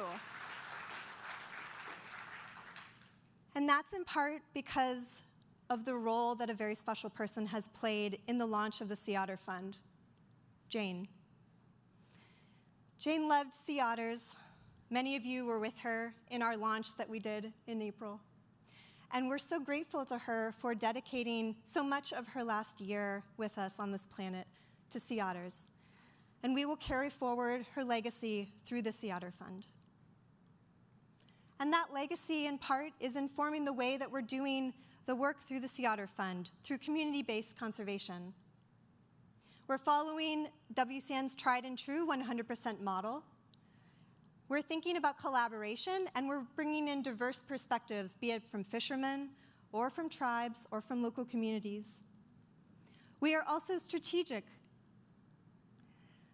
We are going to be funding what is transformative to make the difference for otters, be it flipper tags or models to look at optimal reintroduction sites, and including thinking about socioeconomic surveys and the impacts to communities. We have already had a number of partners begin to be supported with the Sea Otter Fund, and we're lucky to have a suite of advisors from the Sea Otter conservation community that has helped us shape the Sea Otter Fund so far. And so I'm new here at WCN, but I hear that we're a tight-knit community of conservationists who support one another. Is that true? Is that true? Yeah? Okay. Well, I would like to ask our Sea Otter partners and advisors to please stand up. You've been working so hard, and we appreciate all your support. So please stand up from these organizations. We've got Defenders and Alaka and Hydra, Monterey Bay, Seattle, UC Santa Cruz, Sea Otter Savvy. We're so grateful. Thank you. Now, as incredible as they are, they can't do this alone. But I believe they don't have to, because we in this audience have been supporting sea otters in other ways. Isn't that right? So if you've ever volunteered for sea otters, if you've taken photographs, if you've donated, could you please raise your hand? We can see how otters are supported. Thank you. And if you love sea otters, raise your hand. Come on. Yeah, right? I mean, come on. Since joining WCN, I have been blown away by all the support for sea otters and this swell of moment. It's a real opportunity that in just 5 to 10 years, we could have sea otters swimming off the coast here. Imagine that. It's an opportunity for us all to play a role in closing that 800-mile gap. And so if you'd like to get involved, I'd like to personally invite you to join Charlie and me on a sea otter safari in the Elkhorn Slough. Just last weekend, we saw a very tiny pup, just a few weeks old, similar to the one in this photo. It was breathtaking. And it's otters like these, and it's the supporters on our safaris, supporters like you, that give me hope that we can bring otters back home. Thank you.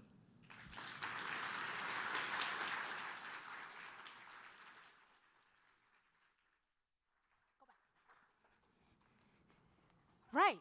Well, you heard it first. We hire them, and then we say, go, go, Expo time. And she did well. She did really amazing. Okay, so we have a couple of questions. Sea Otter Fund, brand new. What are some of the projects you'll be working on in the next coming months, years? You tell us. Thanks for that question. So some of the partners we have in the room today, we have Dr. Tim Tinker, who with the Monterey Bay Aquarium has been building a model to look at what are the optimal sites for reintroduction. And so recovery is complex, right? We're going to need habitat. We're going to need prey for the species. We have a lot of different factors, but Tim is building a model with many different partners and bringing in data sets from all over sea otters. In fact, our partners have told us that sea otters are one of the most studied carnivores, which is hard to believe, right? Because at Expo we talk about data, but sea otters have been studied for decades, and so that's going to be a really big, important part.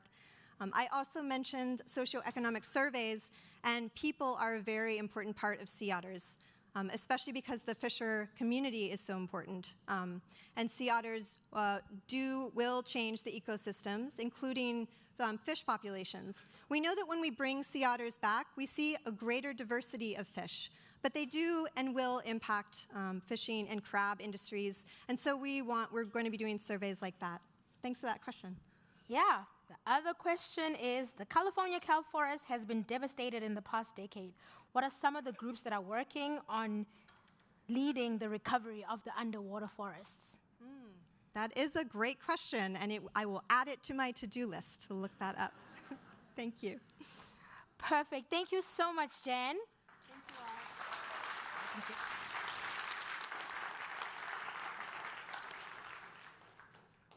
Unfortunately, this is the end.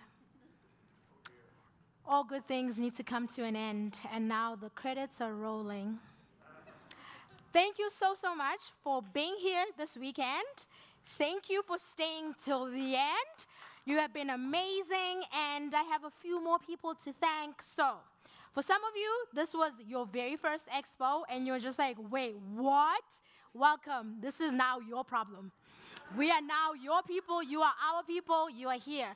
And for some of you, this is your 23rd or somewhere in between. Welcome back, and seeing you come back year on year is the support, and it gives us the strength that we need. Times are bad. Every time someone asks, how are you doing? I'm like, I'm okay despite everything that's happening.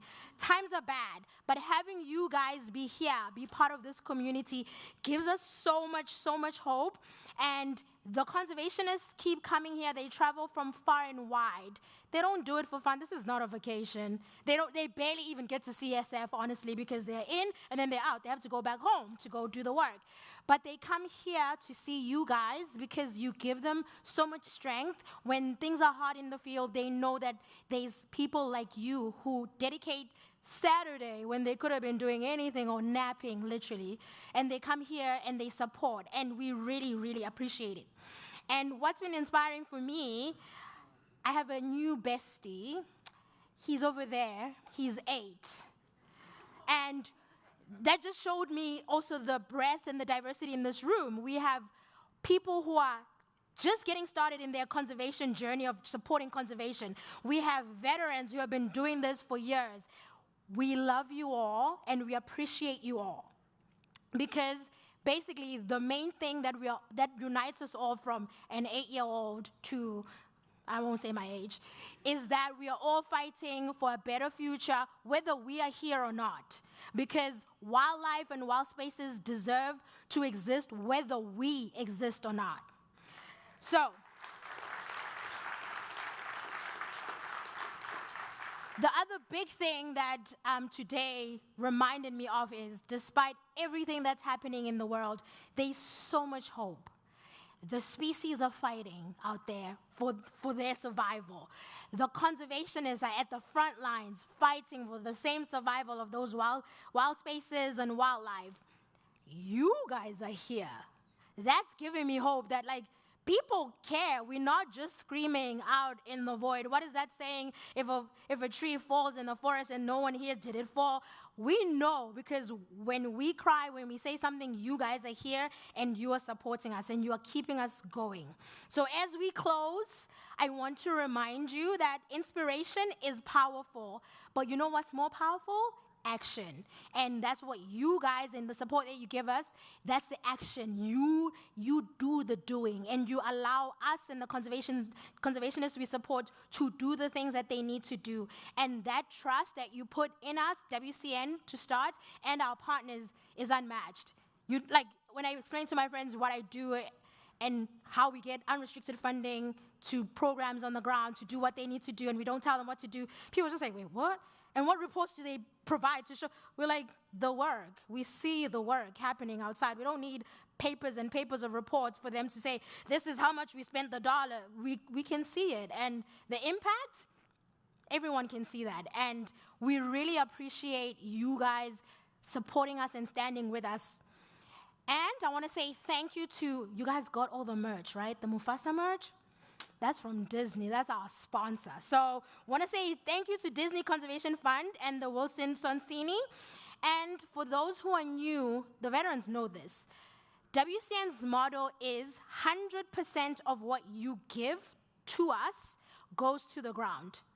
Like, if you say, this $100 is going to so-and-so, one of our partners, that's where it's going. And that's unheard of. Usually, people are like, well, we need to keep the lights on, so we'll take a little bit. And then by the time it gets to the ground, it's like 50 cents. And you're like, I gave 100. It's like, well, I mean, electricity, water. We don't do that. And the reason we don't do that is because they supporters like you who actually help fund WCN operations so that we can send all that we need to send to the ground. So we thank you for that. And please keep supporting our conservationists. And you can do this easily on the website. You can send us a check, via mail even. I've never had a checkbook, but if you do, please send us. And if you're working on your legacy, we have a program. Please think of WCN and leave a legacy to wildlife and all the conservationists that you see. And at WCN, you've heard this before. No gift is too small. No gift is too big. Try us. We can handle it all. Visit our website and stay connected to us. We have newsletters. Our partners have newsletters. Sign up and hear all about the news in between when you're going to see us next. And who else do I want to? And finally, I want to thank the WCN staff who put on this magic. I want to thank also the conservationists who travel far and wide. I want to thank their teams who are left behind, still working, while their peers are here receiving all of this love. But you know what? They will take it home, and they will give it to all of them. Thank you all for staying with us, for supporting us. I wish it wasn't over, but we'll see you next time. Safe travels.